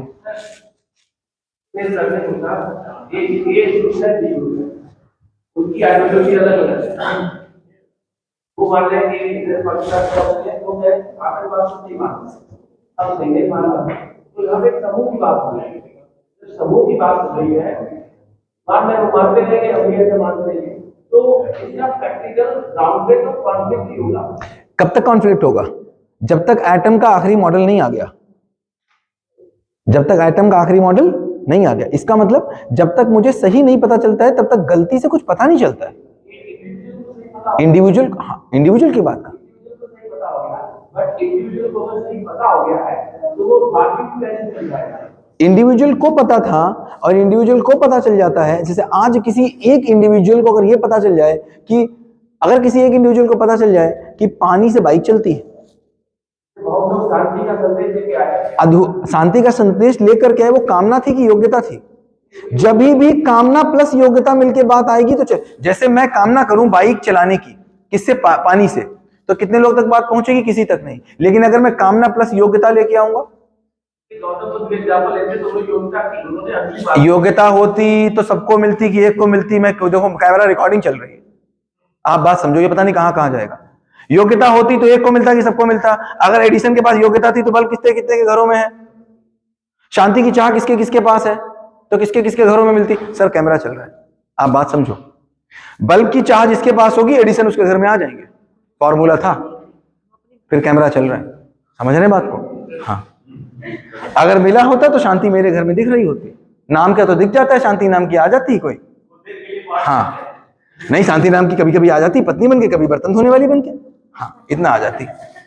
बात समझो, जब हम कहते हैं कि भाई बिल्कुल सिंपल बात, अगर किसी भाई बात बताओ, बल्ब खोजा किसी एक ने कि पूरे समाज ने? पूरे समाज के पास है, मतलब नहीं किसी एक ने खोजा। E बराबर MC से स्क्वायर एक कमरे में खोजा गया, बंद कमरे में, किसके किसके पास है? थिंग। तो शांति थिंग नहीं है क्या? उतनी थिंग है। एक सूक्ष्म वास्तविकता है, एक स्थूल वास्तविकता है। ग्रेविटी दिखती थोड़ी ना है, फील होती है। शांति फील होती कि नहीं होती? ग्रेविटी कहां दिखती? फील होती है। भाई हमको पता फिजिक्स के कितने नियम है जो नहीं दिखते हैं, फील होते हैं। शांति को सुख हमको फील होता है कि नहीं होता? नियम समझ नहीं आया बिल्कुल। और देखो हम ये नहीं कह रहे देखो हम किसी को गलत सही कह रहे। फिर गौतम बुद्ध बहुत बड़े व्यक्ति थे इस पूरे में। जैसे मैं बोलूं बहुत पहले का कोई एक, मैं सन 1000 या सन 1100 का किसी वैज्ञानिक को बता दूं जो आज मुझे बच्चे जैसा लगता है।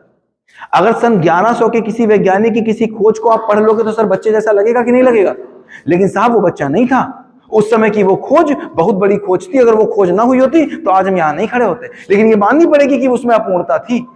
तो गलत होना और अपूर्ण होना दोनों अलग अलग बातें हैं। पूर्णता मतलब निरंतरता, बहुत सिंपल सी बात। पूर्णता मतलब निरंतरता, अपूर्णता मतलब परंपरा नहीं। तो शांति की परंपरा दिखती है, इसका मतलब शांति खोजी नहीं गई। मोबाइल की परंपरा दिखती है, मोबाइल खोज लिया गया। जिसकी जो दिखेगा साहब वो बिकेगा, वो सब जगह जाएगा।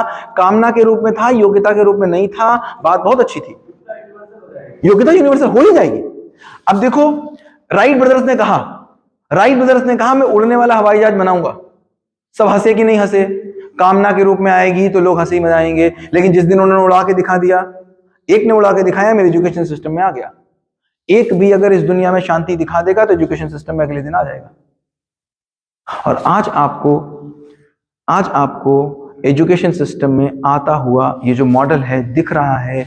दिल्ली सरकार ने इस पूरे मॉडल के ऊपर हैप्पीनेस करिकुलम बनाया। जो पूरे अभी वो बातें आगे हो जाए तो ज्यादा अच्छी, थोड़ा इससे इंट्रोडक्शन हो जाए तब ज्यादा अच्छी बात है, वरना अभी करेंगे बातों को ठीक नहीं है।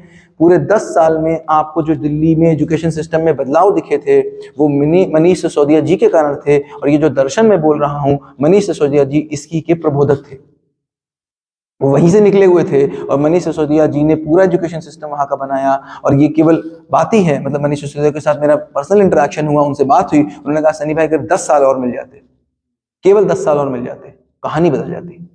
उनसे मेरी मुलाकात हुई, वो आए, यहीं वहीं आए जहां पर मैं गया, आए, बैठे, उनके साथ बात हुई, लगभग 2-3 घंटे बात हुई। केवल उन्होंने ये बोला केवल 10 साल और मिल जाते, कहानी गाड़ी बहुत आगे निकल चुकी थी, केवल 10 साल और मिल जाते। खैर मैं नहीं कह रहा हूँ कौन सही कोई गलत, मैं नहीं कह रहा हूँ। मैं कह रहा हूँ एजुकेशन सिस्टम में मुझे दिखने लग गया। और मैं कह रहा हूँ आप एज ए संजीव पांडे आप रोक नहीं पाएंगे। आप देख लेना 10 दिन के बाद आप रोक ही नहीं पाएंगे क्लास में ले जाने से। तो बात क्या निकल के आ रही है? बात केवल ये निकल के आ रही है कि मैं इस चीज को कैसे देख रहा हूं, मैं किसी को कैसे देखूं, मैं किसी को गलती के रूप में देखूं कि असफल प्रयास के रूप में देखूं। तो मुझे क्या समझ में आता है? एक बात मुझे समझ में आती है कि इस इच्छा से कोई मुक्त नहीं है। और जो भी गलती हो रही है इस इच्छा को पूरे करने के असफल प्रयास के रूप में हो रही है। समझ में आ रहा है? इसका मतलब जो भी गलती हो रही है इस इच्छा को पूरी कर। जैसे इससे पहले भी भाई सबकी इच्छा थी कि मुझे अगर अपनी नानी के यहां जाना है जो 100 किलोमीटर दूर है तो मुझे पैदल ना जाना पड़े। ये इच्छा सबकी थी। उस इच्छा के प्रयास में सारे काम होते हुए कुछ गलत हुए होंगे, कुछ सही हुए होंगे। तो वो गलती नहीं, इवोल्यूशन है। अब उसको गलती नहीं देखा जाए, कैसे देखा जाए? इवोल्यूशन। वो कैसा है? इवोल्यूशन। इवोल्यूशन का मतलब समझ में आता है? प्रकटन हो रहा है चीज का। तो अब मुझे क्या समझ में आता है? अब देखना आपको बहुत मजा आने वाला है, बहुत मजा आएगा आपको। देखो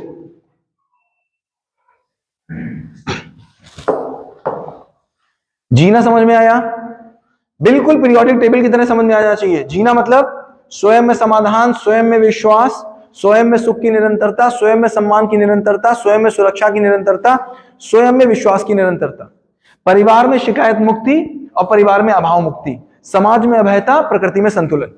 इससे कोई मुक्त नहीं। जो निरंतर भ्रष्टाचारी है, बहुत भ्रष्टाचारी है, वो भी अपने साथ भ्रष्टाचार चाहता है क्या? नहीं चाहता। जो बहुत रेप करता है वो भी अपनी बेटी का रेप होता हुआ महसूस मंजूर करेगा क्या? नहीं मंजूर करेगा। इसका मतलब गलत आदमी को भी गलती अपने साथ स्वीकार नहीं। इसका मतलब अंदर से उसकी इच्छा है ही है। अब देखो क्या हो रहा है, जब इस इच्छा को, किसकी इच्छा को? जीने की इच्छा को, जब जीने की इच्छा को किसी व्यक्ति से पूरी करने की कोशिश करते हैं तो उसको मोह कहते हैं। जब इस इच्छा को किसी व्यक्ति के माध्यम से पूरी करने की कोशिश करते हैं तो उसको क्या कहते हैं? मोह कहते हैं। अब किसी एक व्यक्ति से मैंने कहा यह पूरी हो जाए तो क्या हो जाएगा? उस व्यक्ति के प्रति मोह हो जाएगा। गलती कहां है? गलती मोह में है कि गलती ना समझी में है?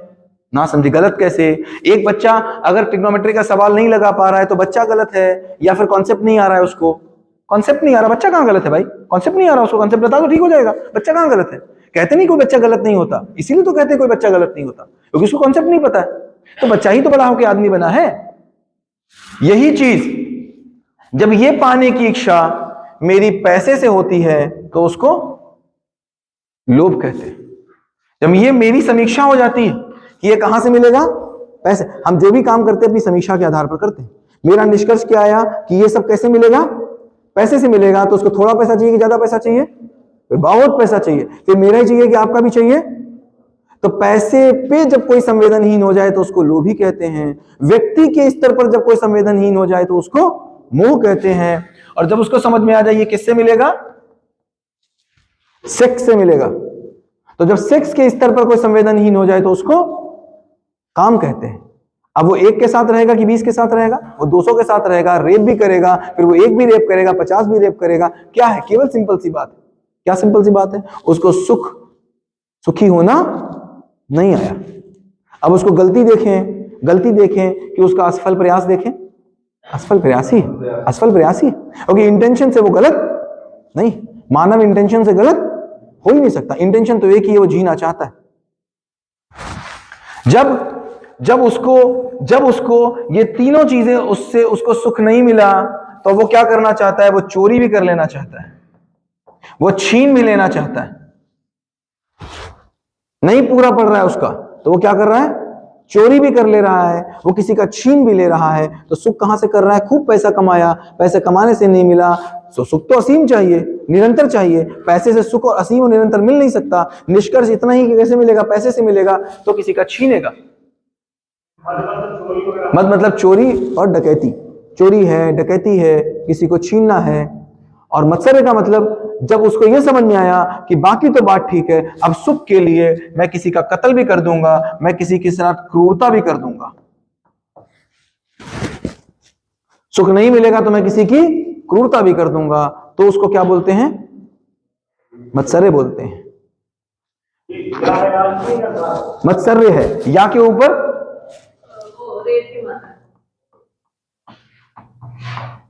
मैं अभी तक मत्सर्य लिखता था, सर ने मुझे करेक्ट कराया मात्सर्य। मुझे पता नहीं मत्सर्य की मात्सर्य, सर बोल रहे तो मात्सर्य ही होगा, सर को ज्यादा पता। तो मतलब क्या निकल के आया भैया? ये गलती है कि सुख उसको पता ही नहीं है। अगर मुझे पता ही ना हो कि मुंबई कहां है तो मैं हाथ पैर चलाऊंगा। उस हाथ पैर के चलाने में मैं मुंबई की जगह कलकत्ता पहुंच जाता हूं। तो मेरा इंटेंशन गलत है कि मेरी योग्यता में कमी है। किस किस की योग्यता में कमी है? जब तक मोबाइल नहीं था तो सबकी योग्यता में कमी थी। तो क्या मैं सबको गलत बोलता कि तुम चिट्ठी भेजते हो? नहीं भाई, इवोल्यूशन का पार्ट था। जब मेरे पास कार नहीं थी, सभी बैलगाड़ी से चलते थे, तो मैं क्या बोलूं कि बैलगाड़ी गलत थी? नहीं भाई, इवोल्यूशन का पार्ट था इवोल्यूशन का। तो अगर हम जड़ संसार को समझकर बैलगाड़ी को इतिहास बना सकते हैं तो क्या हम चैतन्य संसार को और जीने को समझकर अपनी एजुकेशन में डालकर उजड़ा हुआ संसार रिश्तों का नहीं बसा सकते? बिल्कुल बसा सकते हैं। बस केवल इसीलिए हम लोग यहां बैठे कि जैसे हमने बैलगाड़ी को इतिहास बनाया वैसे ये सास बहू के झगड़े भी इतिहास बन सकते हैं। हमने कार को समझा तो कार को हटाया, कार को लाया। नियम को समझेंगे तो नियम को लाएंगे। सब कुछ पूछ रहे हैं अपराधी नहीं, पीड़ित है। इसीलिए तो कृष्ण कहते हैं करुणा। इसीलिए यहीं से समझ से करुणा आती। समझ से करुणा आती है और ना समझी से,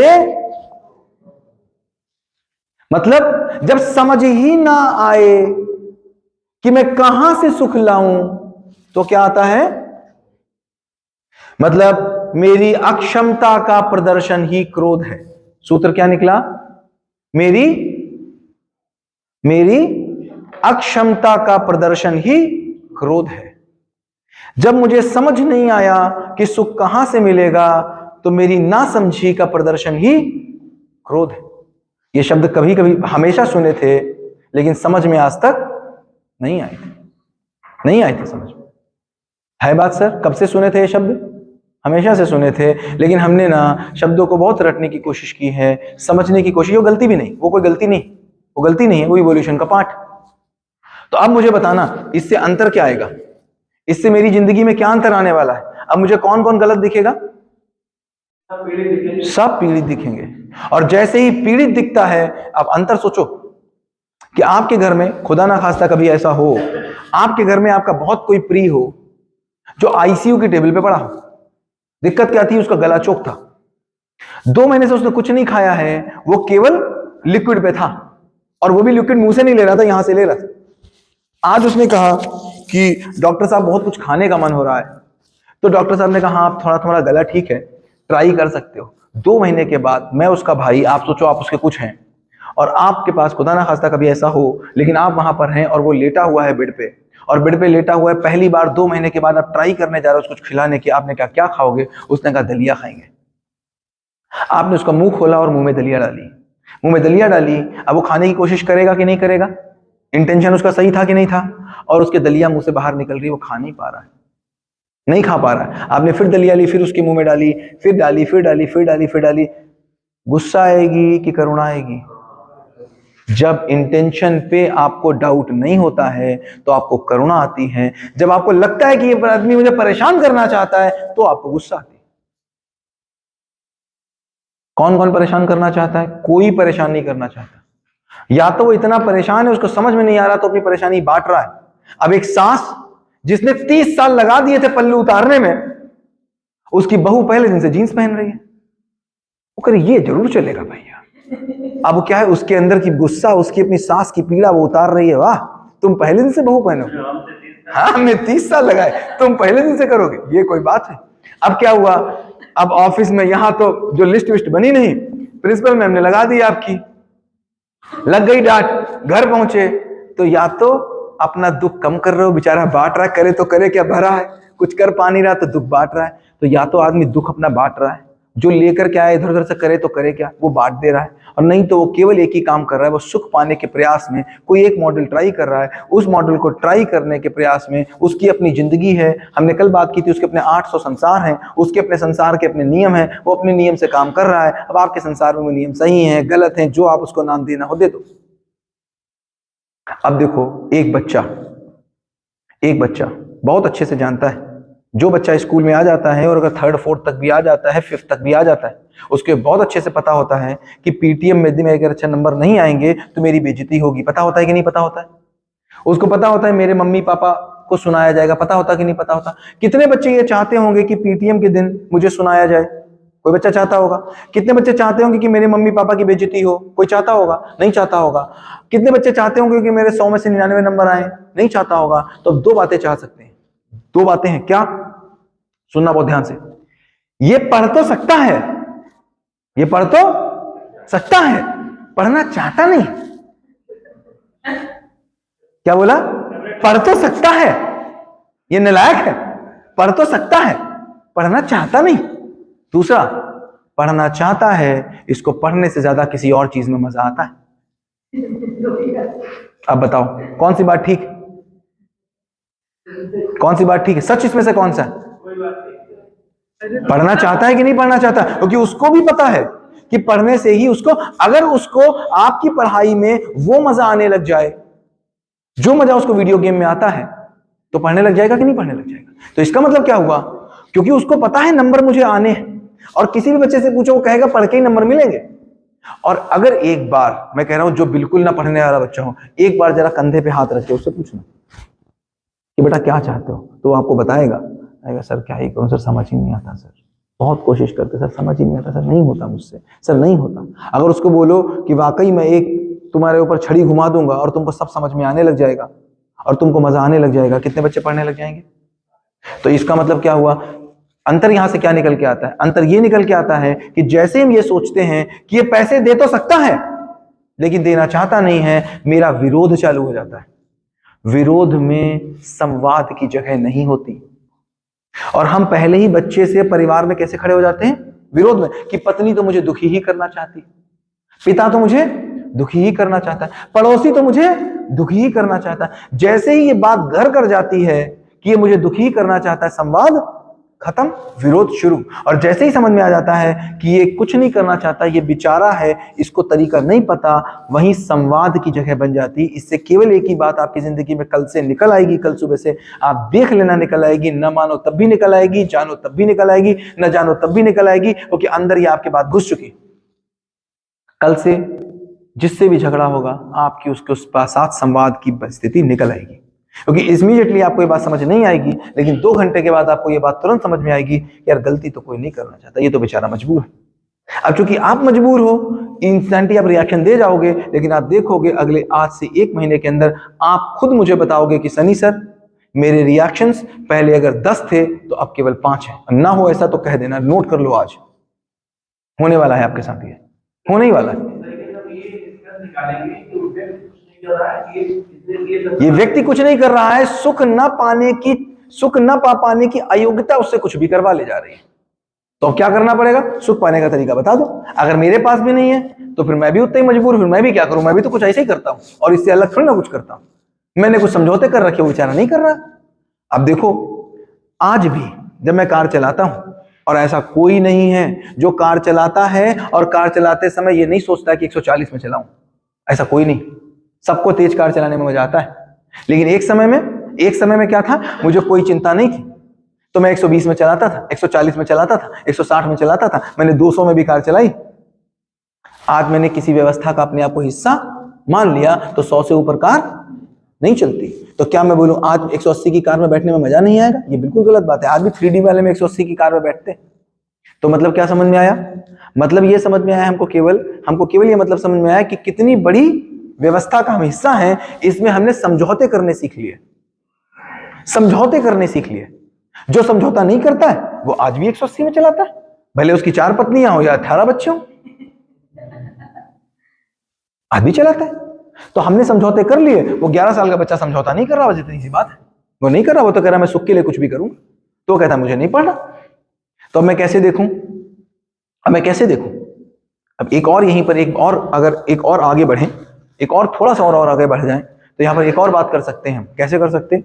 एक इस नजर से बात कर सकते हैं। अभी तक हमने इसको गलती की नजर से देखा, अब हम इसको इवोल्यूशन की नजर से देखें। कोई अगर स्पेलिंग गलत हो तो मुझे सही कर दीजिएगा, अगर रिकॉर्डिंग ना होती तो कोई फर्क नहीं पड़ता स्पेलिंग गलत से। हाँ, इवोल्यूशन की नजर से देखें तो ऐसे देखें कि मान लीजिए एक बच्चा क्लास 1 में पढ़ता है और क्लास 1 में वो मैथ्स में कमजोर है। अगर एक बच्चा क्लास 1 में मैथ्स में कमजोर है तो क्या आप ये गारंटी ले सकते हैं कि वो IIT नहीं करेगा? पक्का? क्लास 1 में बच्चा मैथ्स में कमजोर है तो क्या गारंटी ले सकते हैं कि वो IIT नहीं करेगा? नहीं कर सकता है ना। किसी ने IIT किया है तो क्या आप ये गारंटी ले सकते हैं कि क्लास 1 में वो कमजोर नहीं था? नहीं ले सकते। तो अब मेरी बात को बहुत ध्यान से समझना, समझ में आएगा इस लाइन का मतलब। जो लाइन हम लोग बोलते थे जड़ से जुड़ा हुआ आदमी, कहते थे जड़ से जुड़ा हुआ आदमी। देखो, मैंने IIT किया और मुझे अपना कक्षा 1 याद है। क्या याद है? कक्षा 1 याद है मुझे, केवल और कुछ घटना नहीं, मुझे केवल कक्षा 1 याद है अपनी। मुझे कक्षा 1 पूरी याद है कि मैं कक्षा 1 में क्या करता था, और मुझे कोई कक्षा 1 का बच्चा वही गलती करते हुए दिख जाए तो मैं उससे कैसे बात करूंगा? प्यार से। अब मेरे साथ एक घटना हुई, क्या मैं कक्षा 1 की गलती भूल गया कि मैंने कभी कक्षा 1 में कोई गलती की थी, और कक्षा 10 के बाद तो मैं टॉपर रहा ही था, तो मुझे केवल क्या याद रह गया कि मैं टॉपर हूं। तो मैं कक्षा 1 वाले बच्चे को कैसे देखूंगा? गधे हो, उल्लू हो, तुझसे जिंदगी में कुछ नहीं होगा, तो जिंदगी में कुछ नहीं कर सकता है। जबकि हमने देखा है पता नहीं कैसे कैसे गधे जिंदगी में क्या क्या कर गए। तो इसका मतलब क्या हुआ? केवल एक ही काम हुआ कि मैं अपना पास्ट भूल गया।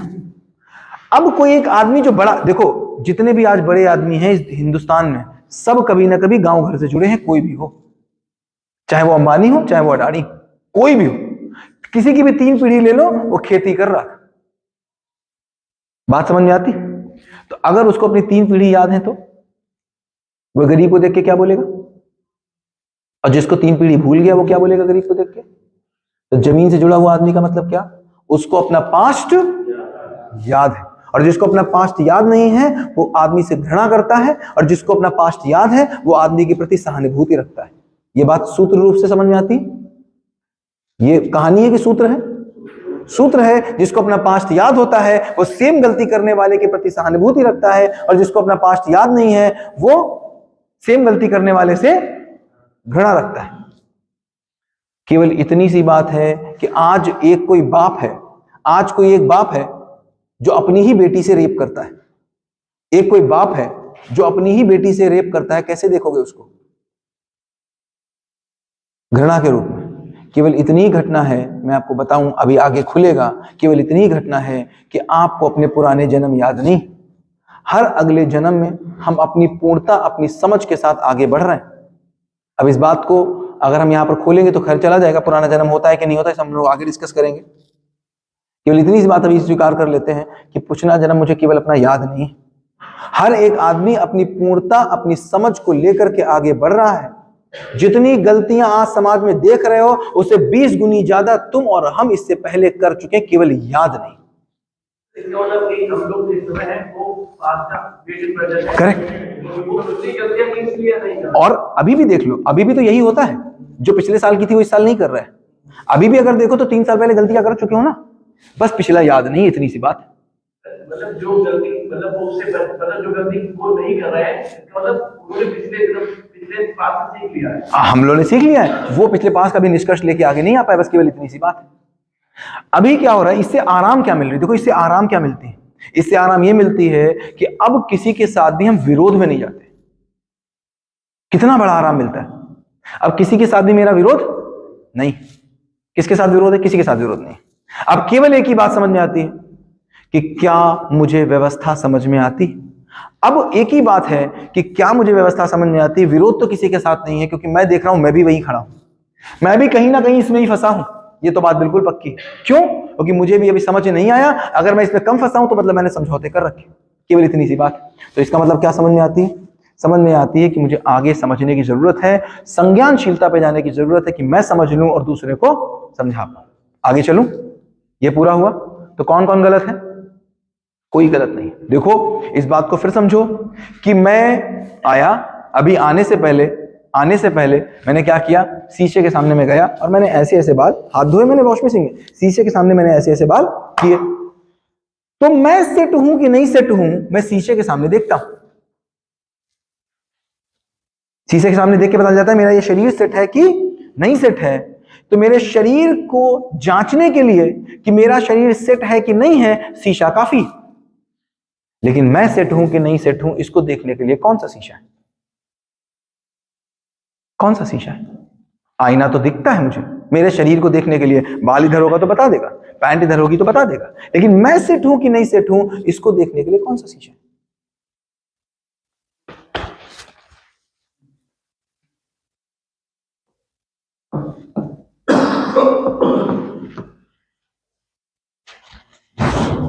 घटना। हर एक घटना मेरे साथ घटी हुई मुझे बताती है, हर एक घटना मेरे साथ घटी हुई मुझे बताती है कि मेरी अभी की स्थिति क्या है, किस घटना में मैं कितना हिलता हूं। मेरी बात को पकड़िएगा, किस घटना में मैं कितना हिलता हूं, यह मुझे बताता है कि मेरी अभी की समझ क्या है। तो घटना, जैसे मैं अगर ये बोलूं कि कार का मीटर, मैं कार चलाता हूं और बार बार मेरा कार का मीटर, किसका? जो मीटर मुझे फ्यूल बताता है, मैं चलाता हूं 500 किलोमीटर, हर 500 किलोमीटर में मेरा मीटर नीचे आ जाता है। बहुत बदतमीज है मीटर। कितना बदतमीज मीटर है, हर 500 किलोमीटर के बाद नीचे आ जाता है। मैंने क्या किया? मीटर को टांग दिया 100 पे और टाका लगा दिया। समस्या खत्म कि बड़ी? तो ये घटनाएं जो हैं ये घटनाएं आईना है ये बताने का कि तुम्हारे जीवन में कोई अव्यवस्था है और जिस अव्यवस्था को सही करने की समझ तुम्हारी नहीं, घटनाएं तो बाहर मुंह से हुई, उसमें अंदर से आप हिल जाओगे। हाँ, तो अंदर से हिल जाओगे। घटनाएं तो बाहर हो गई, उसको तो कंट्रोल नहीं कर हाँ सकते। अब केवल अपने रिएक्शन एक्शन को कंट्रोल हाँ, तो समझ के हमारा रिएक्शन और एक्शन कंट्रोल होगा, ये जो बाहर घटनाएं घट रही वो कंट्रोल दोनों होगी, लेकिन पहले अंदर कंट्रोल होगा फिर बाहर कंट्रोल होगा, दोनों ही होगा। हम इसको बहुत विस्तार से समझेंगे। अभी के लिए मान लो कि बाहर वाली घटना बाद में समझेंगे, पहले अंदर वाली समझ लेते हैं। क्योंकि अंदर वाली आएंगी तो बाहर वाली आएंगी, तो बाहर वाली ही कंट्रोल करनी है, बात बिल्कुल समझिए। क्योंकि बाहर वाली कंट्रोल नहीं हुई तो मेरे अकेले बदले से क्या फायदा भाई, फिर तो समाधि हो गई ना, वो फिर तो समाधि रास्ता था ही था, मैंने कंट्रोल कर लिया, मैं जाके बैठ गया, तो वो तो संवेदनहीनता हो गई। संवेदनशीलता तो यही है, वो सॉरी संज्ञानशीलता तो यही है कि मैं सही और सारे सही। तो इसका मतलब इस बात से हम नहीं बच सकते कि बाहर की घटना कैसे सही हुई। बाहर की घटना सही करना ही मेरा काम था, क्योंकि मोबाइल जैसे ही सही हुआ, मोबाइल का फॉर्मूला पता अंदर चला, सही बाहर हुआ। तो बाहर सही हुआ इस बात का प्रमाण है कि अंदर पता चल गया, ठीक है। क्योंकि अंदर पता चल जाएगा तो बाहर सही हो जाएगा। वो कैसे होगा हम लोग बाद में डिस्कस करेंगे, अभी के लिए उसको छोड़ देते हैं। अभी के लिए हम क्या देखते हैं, अभी के लिए मुझे ये समझ में आना चाहिए कि ये मोबाइल किसी घटना से ही तो पता चलेगा कि ये खराब है। भाई फोन करेंगे तभी ना पता चलेगा, मैसेज करेंगे तभी ना पता चलेगा, रखे रखे कैसे पता चलेगा। ठीक, ये बात समझ में आया। तो मुझे कैसे पता चलेगा कि मेरी स्थिति क्या है, किसी घटना से। अब मुझे बताओ, अगर मुझे यही नहीं पता कि सही मोबाइल क्या होता है तो मैं कैसे जानूं कि ये मोबाइल फोन मिलाता है कि नहीं मिलाता। मुझे तो यही लगता, अगर मुझे सही फोन पता ही ना होता और 4 बार फोन मिलाने पे फोन मिलता तो मैं तो मानता 4 बार फोन मिलाने में सही है। अगर व्हाट्सएप का मैसेज जाने में 2 मिनट लगते तो मैं लगता 2 मिनट सही है। तो मुझे इसका मतलब है कोई चीज कितनी गलत है जानने के लिए मुझे उसका मूल स्वरूप पता होना चाहिए। बात ठीक है, बात ठीक है कि नहीं। ये मेरे बाल कितने गलत हैं इसके लिए मुझे मूल स्वरूप बालों का पता होना चाहिए। पंखा कितना गलत है इसके लिए मुझे पंखे का मूल स्वरूप पता होना चाहिए। तो जो मैं बोल रहा हूं घटना में मैं कितना हिला, तो कितना हिले के लिए रेफरेंस पॉइंट क्या है। अगर रेफरेंस पॉइंट ही नहीं तो हिला कैसे पता चलेगा। बात समझ में आती है। रेफरेंस पॉइंट तो होना चाहिए। तो रेफरेंस पॉइंट क्या है, तो आओ समझते हैं मेरा मूल स्वरूप क्या है। तो मेरा मूल स्वरूप का मतलब क्या समझा था हमने। मूल स्वरूप मतलब जो सबकी चाह सबका रूप। तो मेरा मूल स्वरूप क्या है, मैं नित्य शांत हूं। शांति चाहते क्या शांति चाहते हैं, कौन कौन चाहता है। ज्यादा समय शांत रहते हो कि अशांत रहते हो। अगर देखो शांत कोई बात हो जाती तो अशांत हो जाते हैं। तो मूल रूप मेरा शांत है कि अशांत है, 2 ही चीजें तो होती। मूल रूप मेरा क्या है, कितने लोग चाहते होंगे। मूल रूप मेरा क्या है, मैं क्या हूं।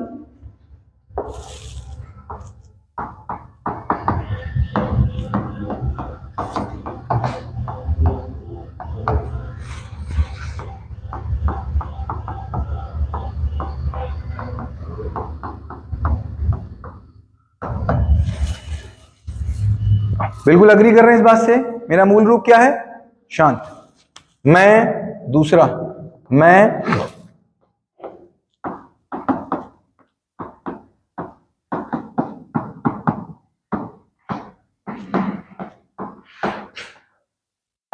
क्या हूं, मूलतः मैं क्या हूं, सम विषम से अप्रभावित हूं। कौन कौन सम विषम से अप्रभावित रहना चाहता है। सम मतलब पॉजिटिव घटनाएं, विषम मतलब निगेटिव घटनाएं। मैं निगेटिव घटनाओं में प्रभावित हो जाता हूं, ये बात ठीक है। स्वीकार किसको होती है, किसी को नहीं होती। हम क्या चाहते हैं, निगेटिव घटनाओं से प्रभावित हो जाएं या ना हो, ना हो। तो मेरा मूल रूप क्या है, मैं नित्य शांत हूं, मैं सम विषम से अप्रभावित हूं।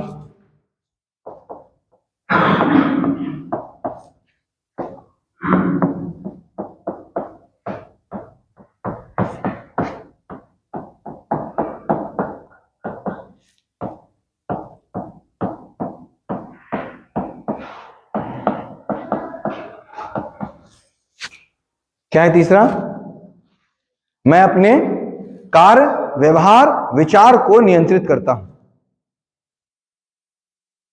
कौन कौन चाहता है कि मेरा कार्य किसी से बदल जाए, कौन चाहता है मेरा व्यवहार किसी से बदले, कौन चाहता है मेरे विचार किसी के से बदल जाए, कोई नहीं चाहता।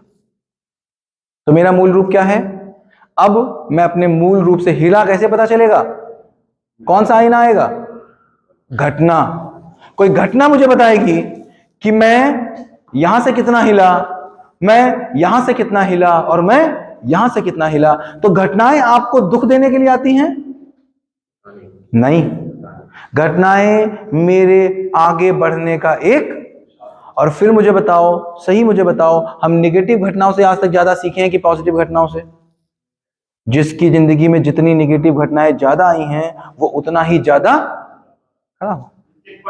चेक पॉइंट, यही घटना क्या है मेरा चेक पॉइंट। अभी तक ये समझ में नहीं आता कि घटना में चेक क्या करना है।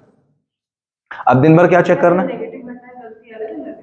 नहीं, गलती है नहीं, नेगेटिव घटना ही तो गलती के रूप में, तभी तो नेगेटिव घटना है वो। हो गया कि हम लोग कह रहे हैं कि गलती से हम सीखते हैं, हम लोग सही से सीखते हैं। हम लोग सही से सीखते हैं। सीखोगे कब? प्रभावित हो के अप्रभावित होके? फिर प्रभावित हो जाओगे तब सीखोगे कि अप्रभावित हो जाओगे तब सीखोगे? सीख कब आएगी? अब मैंने बताओ, गुस्सा जब होती है तो गुस्सा शांत होने के बाद समझ में आता है कि गुस्से में समझ में आता है? शांत होने में समझ में आता है। तो समझ में कब होता है? जब प्रभावित होते हो कि अप्रभावित होते हो? करेक्ट, स्थिर होकर समझ में आता है। अस्थिरता में कभी समझ नहीं आता। समझ में कब बढ़ती है? स्थिरता में, अस्थिरता में। तो क्या समझ में आया? मेरा मूल रूप क्या है ये निकल के आया। चलो आगे चलें। सर जैसे बात करते हैं आप एक काल बोला कभी ऐसा होता है ये चीजें हमें नियंत्रित करने लगती हैं। हाँ, तो इसका मतलब है समझ नहीं। हम लोग देखो, अभी हम लोग क्या बात कर रहे हैं? मतलब हर जगह पे हमने क्या बात किया, तो क्या की बात कर रहे हैं या क्यों की बात कर रहे हैं? अभी हम कहीं भी कैसे की बात नहीं कर रहे हैं। तो अभी पूरा पूरा प्रश्न बना के रखिए कि इसको नियंत्रित करना कैसे है और शांत रहना कैसे है और विषम से अप्रभावित रहना कैसे।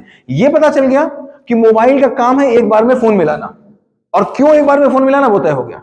अब क्या रह गया? क्योंकि जब तक हमें क्यों नहीं तय होगा, जब तक क्यों नहीं तय होगा तब तक कैसे तय करने की बात कहां से आएगी। तो हमने दो प्रश्नों की कल बात की थी, मूल प्रश्न। क्या कल दो मूल प्रश्न निकल के आए थे?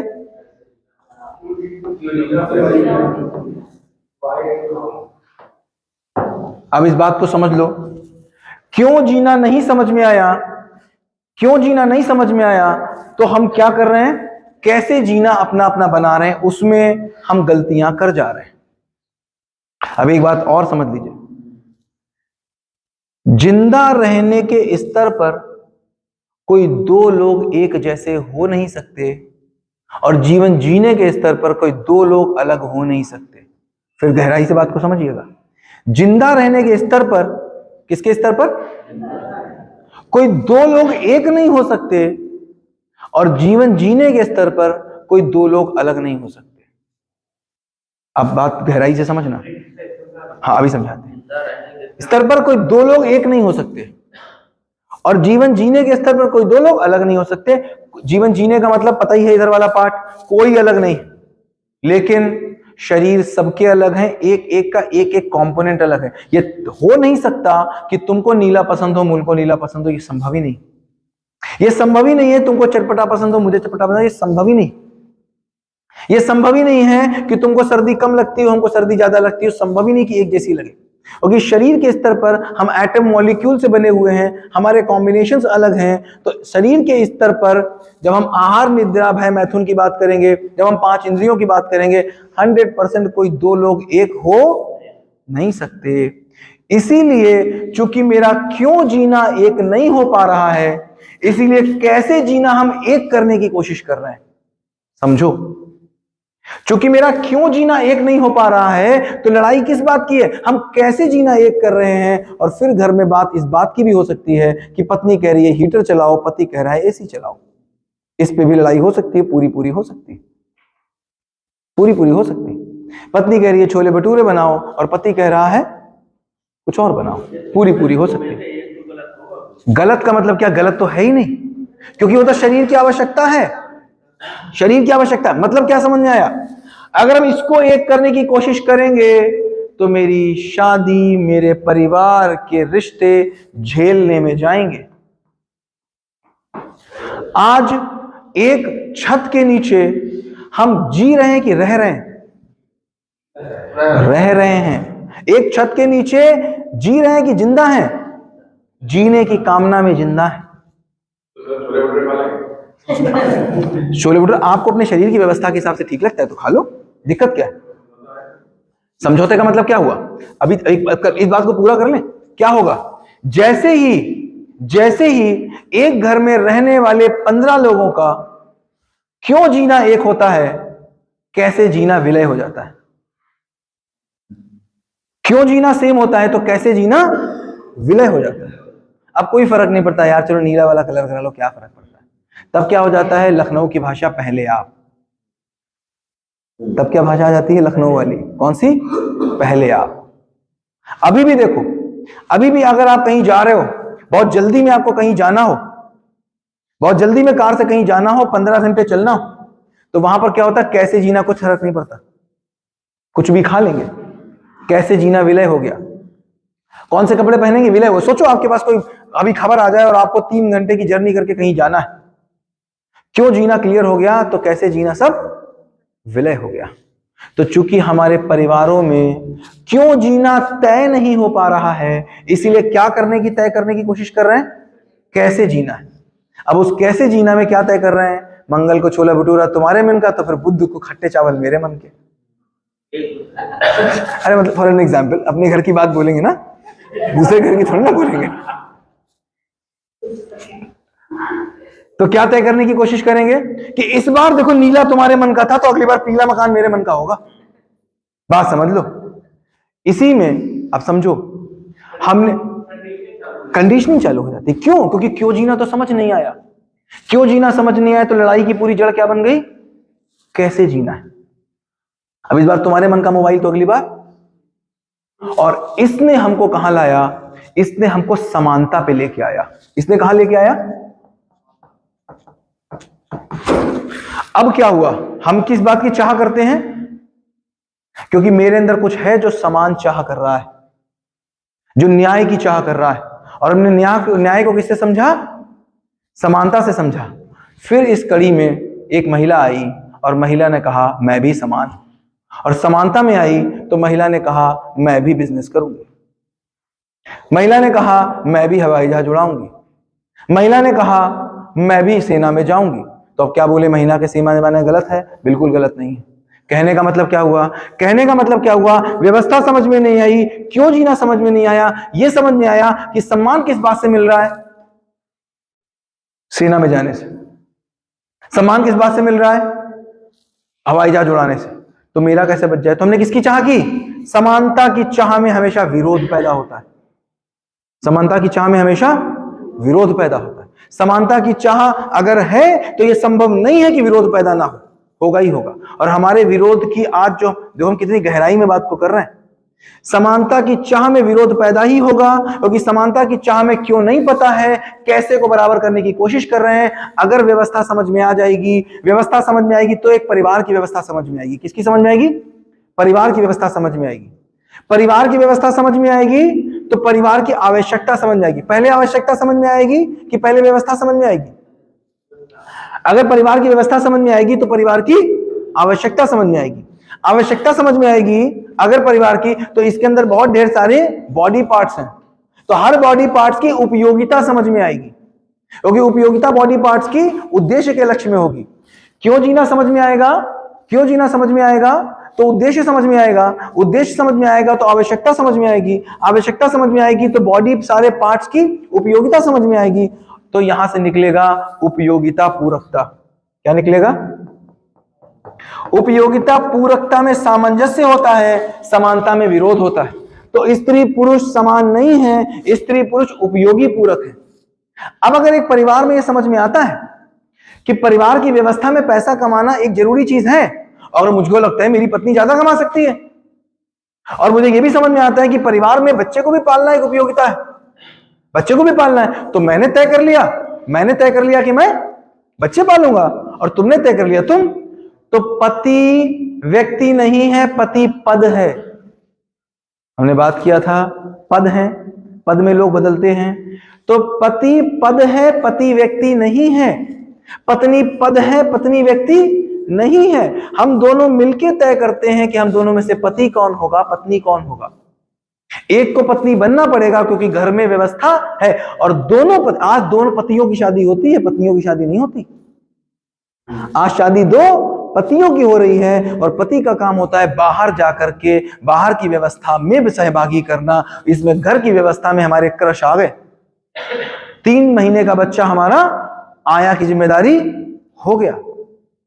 अब ये वहां तो ठीक हो सकता है जहां पर इतने खर्चे हैं कि हो सकता है हम तय करें कि मेरे इतने खर्चे हैं कि हम पति पत्नी दोनों काम करेंगे। ये बात बिल्कुल ठीक हो सकती है। अब वो व्यवस्था के अर्थ में हो सकता है कि हमने तय किया मेरी उद्देश्य क्या है, उद्देश्य को पूरा करने के लिए आवश्यकता क्या है, आवश्यकता को पूरे करने के लिए इतने रुपए चाहिए, उसके लिए हम दोनों मिलेंगे तभी कमा पाएंगे। तो हम ये देखेंगे तुम 12 से 3 जाओगे, हम 3 से 6 जाएंगे। उस कमाने में मेरे बच्चे की भी तो कोई उपयोगिता है, उसको आया के सहारे थोड़ी ना छोड़ देंगे। लेकिन जब व्यवस्था समझ नहीं आई और सुख हमने पैसे से पूरा करना चाहा, तो उसमें हमारी योजना क्या बनी? समानता की। समानता विरोध लेके आती है, उपयोगिता पूरकता सामंजस्य लेके आती है।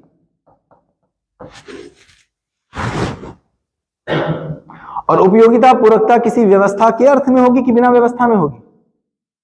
तो जैसे ही क्यों जीना समझ में आता है, निभाना हो जाता है। फिर कितने भी विरोध में निभाना हो जाता है, क्योंकि क्यों समझ में आया। इसीलिए कहते हैं शादी का नाम निभाना है।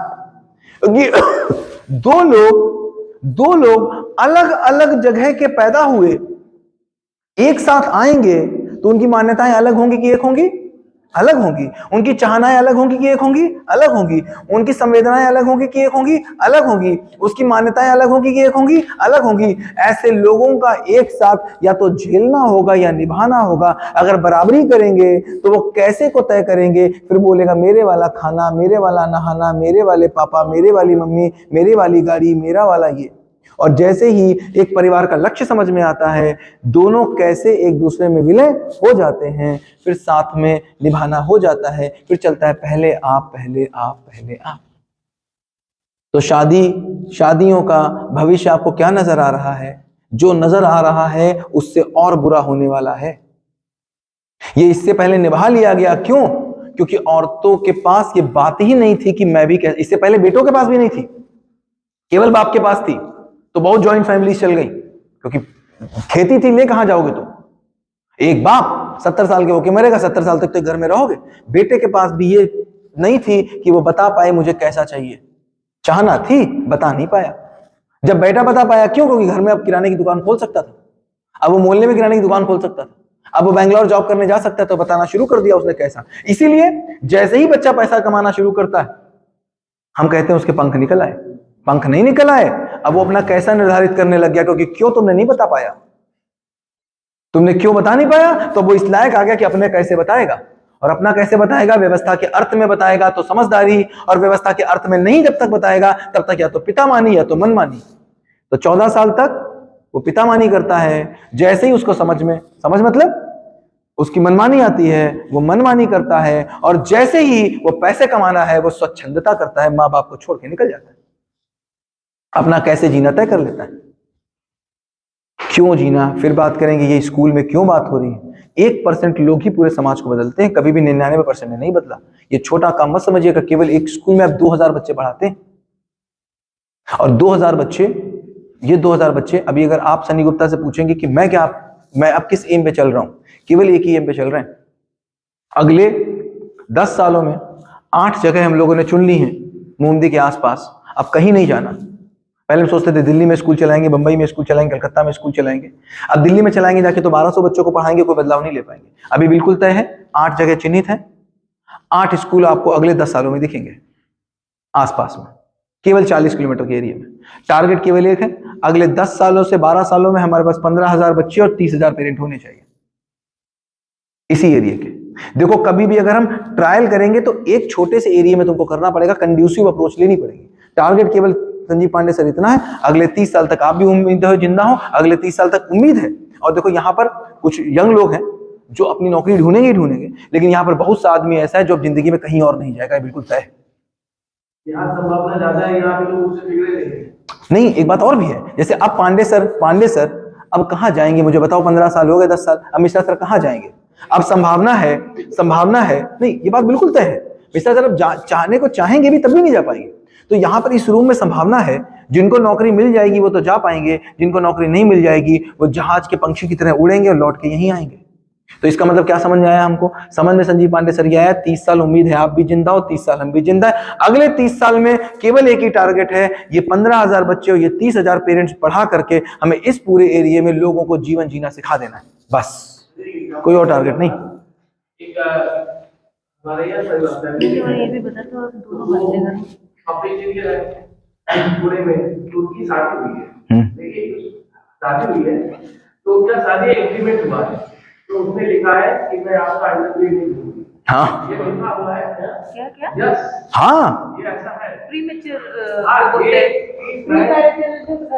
अब प्रीमैरिटल एग्रीमेंट होने लग गए। इवन हमने डाइवोर्स की शर्तें शादी से पहले तय करनी शुरू कर दी। अंडरग्रेड जो भी ये लिखा हुआ है, क्यों जीना समझ में नहीं आया तो कैसे जीना? हम लोग अपनी सोसाइटी में लेके ये संभव लगता है कि ऐसा नहीं करते। बस 10 साल तक, 10 साल, बस और 10 साल पहले जो असंभव लगता तो यहां हो गया। 10 साल, बस 10 साल ये रियलिटी है। रियलिटी है। 10 हम विकास की तरफ जा रहे हैं सर, वो विकसित हो गए, हम विकसित होने वाले, बस इतनी सी बात है। तो कहने का मतलब क्या समझ में आया? मैं ये नहीं कह रहा हूं कि, मतलब मैं ये क्या बता रहा हूं, अगले 30, मैं आपको बता रहा हूं कि इस जीवन यात्रा में क्या काम है। इस जीवन यात्रा में केवल यही काम बचा है सर, अगर खाना पीना हो गया है, खाने पीने की व्यवस्था हो गई है, तो दूसरा और कोई काम है नहीं। क्या? जीना है और जीने में मदद करना है, और कोई दूसरा काम है नहीं, और दूसरे किसी काम से तृप्ति है नहीं। करके देख लो, हमने बहुत कुछ करके देखा है, बहुत कुछ करके देखा है और थक के मारे। क्या समझ में आया? क्यों जीना? अगर तो शादियां चलेंगी क्या? ऐसे नहीं चलेंगी, नहीं चलेंगी। अग्रीमेंट तक बात आ गई सर। लिविंग रिलेशन का क्या मतलब है? लिविंग रिलेशनशिप का यही मतलब है कि आओ टेस्ट ट्रायल कर लें और हो गया तो ठीक है, नहीं तो लिविंग रिलेशन कहां चल रही है? ना लिविंग चल रही है ना। और एक बात समझो, शादी क्यों करनी है तय भी कहां हो पा रहा है? नहीं तय हो पा रहा शादी क्यों करनी है। हमने पितामानी में कर ली, अब बच्चा नहीं करना चाह रहा, 30 साल का बच्चा करना चाहे तो बताओ, इनसे पूछो, ये कह रही होंगी शादी नहीं करनी, मम्मी इनकी कहती हो कर लो, ये कहती है नहीं करेंगे। हो रहा है कि नहीं हो रहा? हो रहा है। क्यों हो रहा है? तय ही नहीं शादी क्यों करनी, पूछो। जब क्यों करना नहीं पता, तो एक बात मुझे क्यों नहीं पता, तो कैसे ये जाएं और किसी दूसरे के हाथ में अपनी स्वतंत्रता दे दे कि अब तुम डिसाइड करो मैं कब खाऊंगी, तुम डिसाइड करोगे मैं पहनूंगी, तुम डिसाइड करोगे मैं क्या करूंगी, तुम डिसाइड करोगे मैं क्या करूंगी। कैसे कर लूं? नहीं कर सकते। तो समझ में क्या आता है? क्यों जीना हमको समझना पड़ेगा। ठीक, चलो 18 मिनट है, एक नया चैप्टर शुरू करते हैं। देखो ये क्या है? ये एजुकेशन है, तो इसमें चैप्टर्स पे चैप्टर्स होते। एक चैप्टर खत्म हुआ। क्या चैप्टर खत्म हुआ? कि किसी आदमी ने कोई गलती आज तक नहीं की, जो भी की व्यवस्था को न समझ में आने के कारण उसका असफल प्रयास था। ये पूरे चैप्टर का सार था। क्यों जीना समझ में नहीं आया, तो कैसे जीना पे हम एकता बनाते रह गए और बनाते रहेंगे, बातें बिगड़ेंगी, समानता बढ़ेगी और उस समानता से विरोध आएगा और हम सब समानता में जा रहे हैं। उपयोगिता पूर्वकता व्यवस्था समझने से ही आएगी। चलें आगे, चैप्टर खत्म।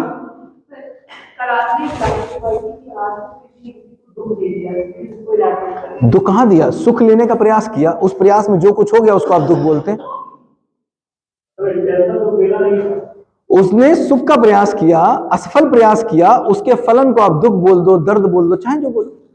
दुख उसने कहां दिया? क्योंकि अगर उसने दुख दिया और उससे उसको दुख मिला तो वो बिल्कुल नहीं देना चाहता था। वो असफल प्रयास था, किसी ने किसी को दुख नहीं दिया। वो असफल प्रयास था। उस असफल प्रयास को हम दुख बोले, गलती बोले, रोए बोले, मद बोले, मात्सर्य बोले, क्रोध बोले, मर्डर बोले, जो बोले। असली में देखो तो क्या है? असली में जब कोई मुझे मारने आता है और मैं उसको मार देता हूं तो असली में उसको मर्डर नहीं बोलते, उसको क्या बोलते? सेल्फ डिफेंस बोलते। तो इंटेंशन के रूप में उसको दुख देना बोलेंगे या असफल प्रयास बोलेंगे। तो अब कल से जब आपको बच्चा दिखेगा तो आपको ये दिखेगा, आपको दिखेगा जब बच्चा कोई काम नहीं कर रहा तो आपको समझ में आएगा यार ये असफल प्रयास है।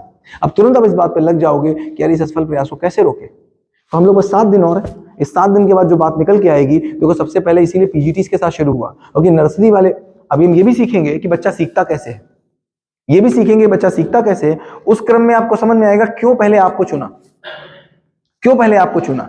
क्योंकि आप क्लास में जाकर के बच्चे के साथ बात कर सकते हैं और कुछ नहीं करना है। जो 40 मिनट का पीरियड है उसमें जब मौका मिल जाए 10 मिनट दे देने। आप देखो कि साहब केवल 1 साल के अंदर, केवल 1 साल के अंदर आज के, और देखो बदलाव आपको धीमे दिखे। जस्ट 50 साल पहले यह स्थिति थी कि आदमी 8वां पास नहीं होता था, और आज की डेट में स्थिति है एक पत्थर जी से उछालो, जी भर के उछालो, नीचे गिरेगा तो पूरी उम्मीद है किसी ग्रेजुएट पे गिरेगा। केवल 50 सालों में हुआ, केवल माँ ने डिसाइड कर लिया क्या कि ऐसे नहीं चलेगा, और केवल टीचर ने डिसाइड कर लिया ऐसे नहीं चलेगा, हो गया। जैसे ही माँ डिसाइड कर लेगी कि जिंदगी जीना सिखानी है, टीचर डिसाइड कर लेगा जिंदगी जीना सिखानी है, 20 साल से ऊपर नहीं लगेगा, पूरे देश को नहीं लगेगा। कहां एक की बात करें, आपके स्कूल में तो 2 साल की कहानी है, मात्र केवल 2 साल की कहानी, मात्र 2 साल की कहानी। और इलेबोरेट किसको? आज तक किसी ने किसी को जैसे एक बच्चा आया, एक से दूसरे को उसका मारा। अरे ऐसे बोलो, आपने गए और आपने इनको एक थप्पड़ मारा, ठीक, तो आपने थप्पड़ क्यों मारा? या तो आप दुख बांट रहे थे, आप दुखी थे तो आप दुख बांट रहे थे, या तो आपने समझा था कि इसको थप्पड़ मारेंगे और मजा आएगा। हाँ ठीक, हमें तो सुख मिल गया, हाँ, लेकिन जिसको मारा जाएगा उसको एक सेकंड, तुमको सुख मिला, सुख का मतलब क्या? देखो हम नाम से कंफ्यूज हैं, फिर हम बोल रहे हैं, फिर बोल रहे हैं। अगर हमने इन दोनों को पेन बोला, फिर समझो, अगर हमने इन दोनों को पेन बोला, अगर हमने इन दोनों को पेन बोला, और अगर हम 100 साल तक इनको पेन बोलते रहे, तो आदमी कंफ्यूज हो जाएगा, मैं क्या करूं? तो वो क्या बोलेगा पता? देखो 100 साल के बाद क्या होगा, 100 साल के बाद क्या होगा, वो इसको लेके आएगा, ठीक, और ये नहीं देगा तो कहेगा पेन तो मेरे पास है, पेन तो मेरे पास है, पेन बोलेगा कि नहीं बोलेगा? ऐसा ही हो रहा है। माँ से गले लगते उसको भी सुख बोलते, छोला भटूरा खाते उसको भी सुख बोलते, कार लाते उसको भी सुख बोलते हैं। तो फिर क्या हो रहा है? देख के देखो क्या हो रहा है। माँ से गले मिले, नहीं समझ आया माँ का गला, सुख ले लेंगे जाके कार से। तो हमने दोनों सुखों को ही अलग अलग नहीं किया। तो फिर माँ का सुख कार में ढूंढना, पत्नी वाला सुख सामान में ढूंढना, भाई वाला सुख प्रॉपर्टी में ढूंढना, पिता वाला सुख एसी में ढूंढना। क्यों? क्योंकि हमको समझ ही नहीं आया ये सुख नहीं है। सुख का मतलब, सुख की परिभाषा का मतलब, परिभाषा बाद में, सुख का लक्षण का मतलब, सुख वो है जो निरंतर है, कैसा है, और असीम है। अब बताओ, थप्पड़ मार के मिल गया? नहीं मिला। जो मिला वो सुख नहीं है, वो प्लेजर है। क्या है? प्लेजर है। नहीं मिला ना, तो एक सूत्र नोट करिए, गलत इच्छा कभी पूरी नहीं होती, सही इच्छा कभी अधूरी नहीं रहती। ये सारा ज्ञान ना पार्लियामेंट में भी चलना चाहिए, क्योंकि अगर पॉलिटिशियन हम लोगों को जीने देंगे तो शायद हम लोग बेहतर नहीं जाएंगे। शिक्षा से पार्लियामेंट बदलेगी कि पार्लियामेंट से शिक्षा बदलेगी? एक सेकंड, एक सेकंड, शिक्षा से पार्लियामेंट बदलेगी कि पार्लियामेंट से शिक्षा बदलेगी? हेलो, शिक्षा से, हेलो हेलो, मैम ने क्या, बहुत अच्छी बात बोली बच्ची ने। क्या बोला इसने बोला कि ये सारा ज्ञान पार्लियामेंट में चलना चाहिए, अगर पार्लियामेंट में चलेगा तो वो हमको जीने देंगे। मैं क्या बोल रहा हूं, शिक्षा से पार्लियामेंट की पार्लियामेंट से शिक्षा? ये द मोस्ट राइट प्लेस है जहां पर बात होनी चाहिए, द मोस्ट राइट प्लेस। और एक बहुत सुखद घटना है, एक बहुत सुखद घटना है जिसका नाम मृत्यु है। सोचो, अगर सास की जिंदगी 1000 साल होती तो बहू का क्या होता? तो बहुत सुखद घटना है कि जितने जो लोग गड़बड़ी कर रहे हैं सब 30 साल में चले जाएंगे। आपके पास वो हैं जो अगले 60 साल रह जाएंगे। इसलिए मत कोशिश करो क्या ही ठीक करना है, बहुत ज्यादा 30 साल रहोगे तुम और क्या कर लोगे तुम। मेरे पास तो वो हैं जो अगले 70 साल रहेंगे। हैं? बात खत्म हो गई तो उनका मर जाना ही बेहतर है। वो पता नहीं क्यों 13 दिसंबर को चूक गए, रिकॉर्डिंग चल रही है भाई भूल जाते हैं, मतलब लेनी देनी वैसे ही बोल दिया मैंने, मजाक की बात थी, जोक था। तो कहने का मतलब क्या हुआ? कहने का मतलब हुआ कि भैया हमको नहीं ठीक करना है, हमको देखो, एक किसी ने बहुत अच्छा सा एग्जाम्पल दिया था इस बात पे। क्या दिया था? गोरखपुर के थे और उन्होंने एग्जाम्पल दिया कि गोरखपुर में क्या होता है, गोरखपुर में रेलवे स्टेशन का काफी बड़ा वो है, रेलवे का बहुत बड़ा है, वो वहां पर फैक्ट्री है रेलवे की ट्रेन बनाते। तो उन्होंने क्या एग्जाम्पल दिया कि जब ट्रेन जा रही होती है और अगर बोगी पलट जाती है, ट्रेन जा रही होती है और बोगी पलट जाती है, तो रेलवे उस बोगी को उठा के नहीं लाती, नई बोगी लगा देती है, और होती भी तो स्क्रैप में बेच देती है, उठा के नहीं लाती। तो पूछा कि भाई ये क्यों बोगी उठा के नहीं लाते हो तुम, क्यों बोगी सही नहीं करते हो? तो उसने बोला एक्चुअली इसको सही करने में जितना पैसा लगेगा उससे ज्यादा पैसे में नई बोगी तैयार हो जाएगी, उससे कम पैसों में नई बोगी तैयार हो जाएगी। तो जितनी मेहनत उधर लगेगी उससे कम में नई तैयार हो जाएगी। तो वो स्क्रैप है, उसको स्क्रैप रहने तो बेच दो उसको। शिक्षा से पार्लियामेंट भी बदलेगी, शिक्षा से सब बदलेगा। ये दुनिया की सबसे राइट प्लेस है जहां पर बात हो रही है, सबसे राइट प्लेस। और हो भी इसीलिए पा रही है मिश्रा सर क्योंकि हम बेसिक चैलेंजेस से ऊपर हैं।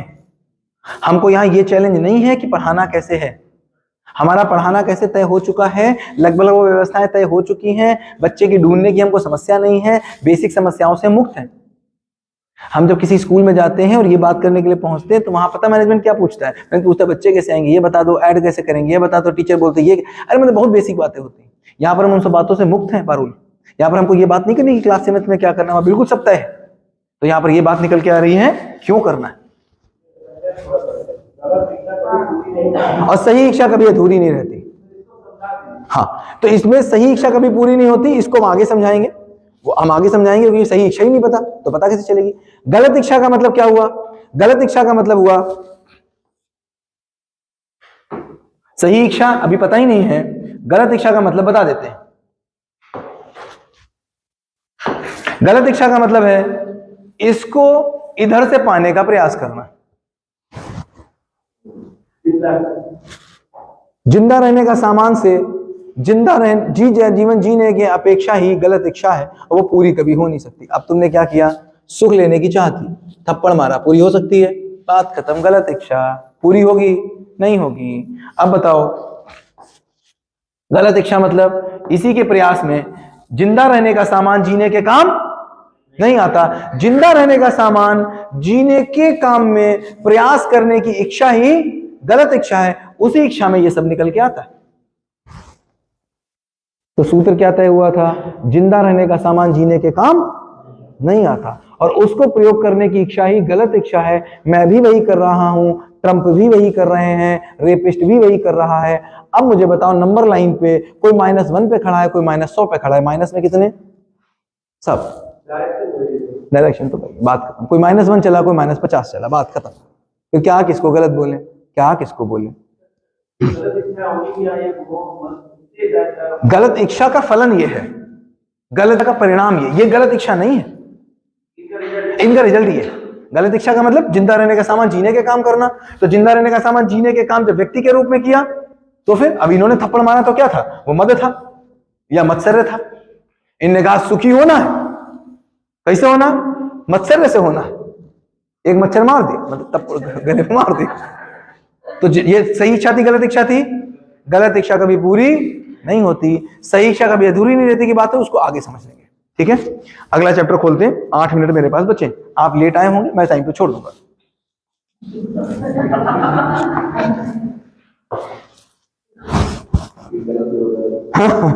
गलत कोई होता नहीं, कुछ ना कुछ हो गया होगा, क्या ही गलत बोले। ठीक है, वाकई में गलत कोई नहीं। अब इस बार आप देखना, केवल इस जो देखो यहाँ जो बोला जा रहा है वो वीडियो इसीलिए रिकॉर्ड कर रहे हैं ताकि आप बाद में उसको देख पाएं। बाद में वीडियो देखिए, अपने परिवार के साथ देखिए, क्योंकि इसको अकेले आपके समझने से कोई भला नहीं होगा। आप जाइए घर में परिवार के साथ देखिए। और 21 से 28 जून किसी पे जबरदस्ती नहीं है, हम सब चलेंगे। 8 दिन अपने परिवार के साथ रहेंगे, हापुड़ सब लोग चलेंगे परिवार के साथ। स्कूल आपको ले जाने की व्यवस्था करेगा, ले आने की व्यवस्था करेगा। 8 दिन की सबको पेड लीव छुट्टी में से देगा, अलग से छुट्टी नहीं काटेगा। अभी मत सोचो वर्किंग डे पे से जितनी छुट्टियां मिलती उतनी छुट्टियां मिलेंगी। जो वर्किंग डे छुट्टियों में होते हैं उन वर्किंग डे में से स्कूल आपको 8 दिन देगा। आपके परिवार को वहां ले जाने की व्यवस्था करेगा, वहां से परिवार को लाने की व्यवस्था करेगा, छोड़ेगा नहीं वहां। बस केवल आपको 300 रुपए प्रतिदिन रहने खाने के बाद देने पड़ेंगे। उसमें भी आपको एसी रूम मिलेगा और 5 टाइम बढ़िया खाना मिलेगा। वो भी अगर आपको लगता है कि मैं नहीं दे पाऊंगा तो उसकी भी व्यवस्था स्कूल कर देगा। ठीक, 8 दिन, क्योंकि बिना परिवार में बात हुए ये बात अधूरी है। समझ में आता है? करेक्ट। परिवार में मतलब मम्मी पापा सब पूरा परिवार लेके चले, सबको लेके चलो। ठीक है, तो आपसे चाहना होगी कि 300 रुपए प्रति अपना खर्चा केवल रहने खाने का दे दे, क्योंकि घर में खाना नहीं बनेगा तो वो तो बच ही जाएगा। ठीक, लेकिन अगर वो भी ना देना चाहे, आप कह देंगे कि मैं नहीं दूंगा, तो वो भी स्कूल दे देगा। ठीक है, ले जाना तो स्कूल का ही है, लाना स्कूल का ही है। और छुट्टी भी 8 दिन की पेड लीव पे वहां ले चलेंगे। ये भी सर ये नहीं कह सकते कि ले छुट्टी वाले दिन दे दिए, वर्किंग डे तो उतने रखे ना भाई। छुट्टी 20 दिन की मिलती है, वो 20 दिन की मिलेगी। जो वर्किंग डे 20-22 दिन के होते हैं उसमें से 8 दिन लेंगे, क्योंकि इससे बड़ा कोई काम नहीं। भैया परिवार ठीक होगा, घर में ठीक हो गए तो स्कूल ठीक होगा, नहीं ठीक हो सकता। हम घर से परेशान होंगे तो यहाँ ठीक नहीं हो सकता। तो क्या बात हो रही है, इस वीडियो को देखते रहो, जितनी बार देखते रहो। वहां जाने की हम तैयारी कर रहे हैं। बेसिक लेके जाएंगे तो ज्यादा समझ में आएगा। इसके बाद नोट्स जो बन रहे हैं उसको पढ़ते रहें। अगर ये बात समीक्षा हो गई, जिंदा रहने का काम सामान जीने के काम नहीं आता, कोई गलत नहीं है, ये बात मेरे अंदर घुस गई, तो आप किसी को गलत नहीं बोल पाएंगे, मेरे मन में करुणा नाम की चीज बनी रहेगी। फिर एक हाँ मैम गई थी, मैम बिल्कुल गई थी वहां पर, लेकिन एक बार में कभी कभी किसी बच्चे में बदलाव नहीं आता होगा, आप ये कह रहे हैं। एक बार में कभी कभी नाउन समझ में नहीं आता, हो सकता है सर ये बोल रहे हो कि मैम को तो नाउन समझ में नहीं आया, लेकिन मैम के अंदर आपको कई बदलाव दिख रहे हैं, बहुत बदलाव आपको दिखेंगे मैम के अंदर, बहुत बदलाव आपको दिख रहे होंगे कुछ समय से। हाँ, और होता है किसी बच्चे को नाउन 4 बार में समझ में आता है, किसी को 1 बार में समझ में आता है। ठीक है, आप किस बात आ रही है, और ये सही होना भैया मेरी जिम्मेदारी। आपका बच्चा जा रहा है, आपको 1% श्योर नहीं है कि मेरा बच्चा जाएगा तो कॉलेज में क्या करेगा, आप डर में ही रहोगे। आप बिल्कुल श्योर नहीं हो कि आपका बच्चा कल को शादी करेगा, वो क्या करेगा, आप बिल्कुल श्योर नहीं हो। ये आपकी जरूरत है, ये किसी और की जरूरत नहीं है। तो इसलिए अपने बेटे को अभी से बोल दिए 21 से 28 जून की छुट्टी जहां जिसको लगानी हो लगा दे, जबरदस्ती कोई नहीं है, लेकिन लेके आइए। अब 4 मिनट बचे हैं, 4 मिनट में 2 चीजें आपके सामने रखते हैं, उसको रात भर सोचिएगा, कल वहीं से शुरू करेंगे। एक ही चीज रखते हैं, क्या सुख सुख सुख सुख सुख कर रहे थे, अब सुख को खोलने की बात करते हैं। तो सुख का पहला नियम, देखो नियम एक ही है सुख का, उसी को हम आगे बताते जाएंगे। ऐसे एनसी के बच्चे को जब नाउन सिखाते हैं और 12th के बच्चे को नाउन सिखाते हैं, नाउन तो एक ही होता है, उसके लेवल बदलते जाते हैं समझाने के। तो जो अभी सिखाने जा रहे हैं वो सुख उतना ही है जितना बताया जा रहा है, लेकिन समझने के उसके लेवल में हम कम से कम 8-10 तरीके से उसको समझाएंगे। जो पहला इंट्रोडक्शन है सुख का, वो क्या है समझो। पहले क्या बोला था हमने कि हम क्या करते हैं, अभी तक आप बोल रहे थे किसी और के लिए काम करते हैं, कोई किसी और के लिए नहीं काम करता है। जिस व्यवस्था में हम अपने आप को स्वीकार लेते हैं, उस व्यवस्था को बनाए रखने के लिए हम काम करते हैं, और उससे हम अपने सुख को चाहते हैं। सूत्र क्या निकला, सूत्र निकला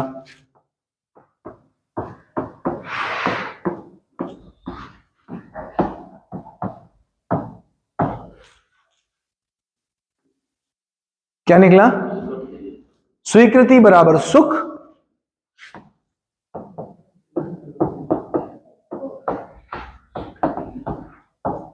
और ये क्षण क्षण का नियम है। जिस क्षण स्वीकृति उस क्षण दुख, जिस क्षण स्वीकृति उस क्षण सुख। अब इस फॉर्मूले को टेस्ट करो, 3 मिनट हमारे पास है, उसके बाद रात भर इसको टेस्ट करना। अगर अब वो किसी के संबंध में बात, वो आगे की बात हो गई। अभी बोल रहे हैं जिसकी स्वीकृति उसका सुख। अगर मेरी स्वीकृति है, क्या स्वीकृति है कि बम दगाना सही है तो सुख है, बात खत्म। मेरी अस्वीकृति है बम से तो मुझे दुख है, बात सिंपल। अभी व्यवस्था व्यवस्था बात की बात। अभी केवल इतने को पकड़े, स्वीकृति जब जब तब तब सुख, जब जब अस्वीकृति तब तब दुख। मुझे स्वीकृति है दारू पीनी तो सुख, अब मुझे अस्वीकृति है मेरा बेटा दारू पिए तो मुझे दुख। मुझे स्वीकृति है कि मेरी पत्नी मुझे खाना दे तो सुख, मुझे अस्वीकृति है मेरी पत्नी मुझे खाना न दे तो दुख। अब इसके विरोध में कोई एक एग्जाम्पल लेके आओ, पूरी हैसियत लगाओ, पूरी दम लगाओ, रात भर में एक एग्जाम्पल ढूंढ के लाओ जिसमें आप क्या प्रूफ करो, अस्वीकृति बराबर सुख और स्वीकृति बराबर दुख, ऐसा प्रूफ करके लाओ। ये आपका होमवर्क है। हाँ? सच तभी होगा, अगर नहीं होगा तो हम लोग ये देख लेंगे। देखो मैं क्या बोल रहा हूं, यहां पर इस दर्शन में जो भी बात आपको बोली जा रही है वो चाहिए नहीं है के रूप में बोली जा रही है। चाहिए में क्या होता है, जब हम बोलते सदा सत्य बोलना चाहिए तो क्वेश्चन आ जाता है क्यों बोलना चाहिए, और उसको आधे लोग सही बोलेंगे आधे लोग गलत बोलेंगे। इसका मतलब वो इसका मतलब उसको नियम रूप में नहीं बता पा रहे, चाहिए रूप में बता पा रहे। जब चाहिए रूप में बताते हैं कि सदा सेवा करनी चाहिए, चाहिए रूप में क्या बताते हैं, सदा सेवा करनी चाहिए, तो कोई हाँ में रहता है कोई ना में रहता है। लेकिन जब नियम रूप में बात बताई जाती है कि ग्रेविटी 9.8 मीटर पर सेकेंड स्क्वायर है, तो इधर उधर की कोई बात खत्म हो जाती है। तो इधर उधर की बात मेरे मन में कोई न रह जाए, इसीलिए सूत्र रूप में उसको चेक करना जरूरी है। वो परीक्षण, निरीक्षण और सर्वेक्षण से हो गया। हाँ सर बताओ, प्रूफ करो इसको, गलत बताओ ना। मेरी मौसी का बेटा जो था वो मतलब बर्थ से ही उसका जॉइंट अपाइंट हो गया था, तो उन्होंने 14 साल तक उन्होंने उसको स्वीकार किया, तो वो दुख में ही रहे। स्वीकार लिया या समझौता कर लिया? वो समझौता था कि स्वीकार था? अरे मुझे बताओ, वो समझौता था कि स्वीकार था? स्वीकार का मतलब मैं जैसा चाहता था वैसा है। वो ऐसे ही बच्चा चाहते थे तो वो समझौता था। हाँ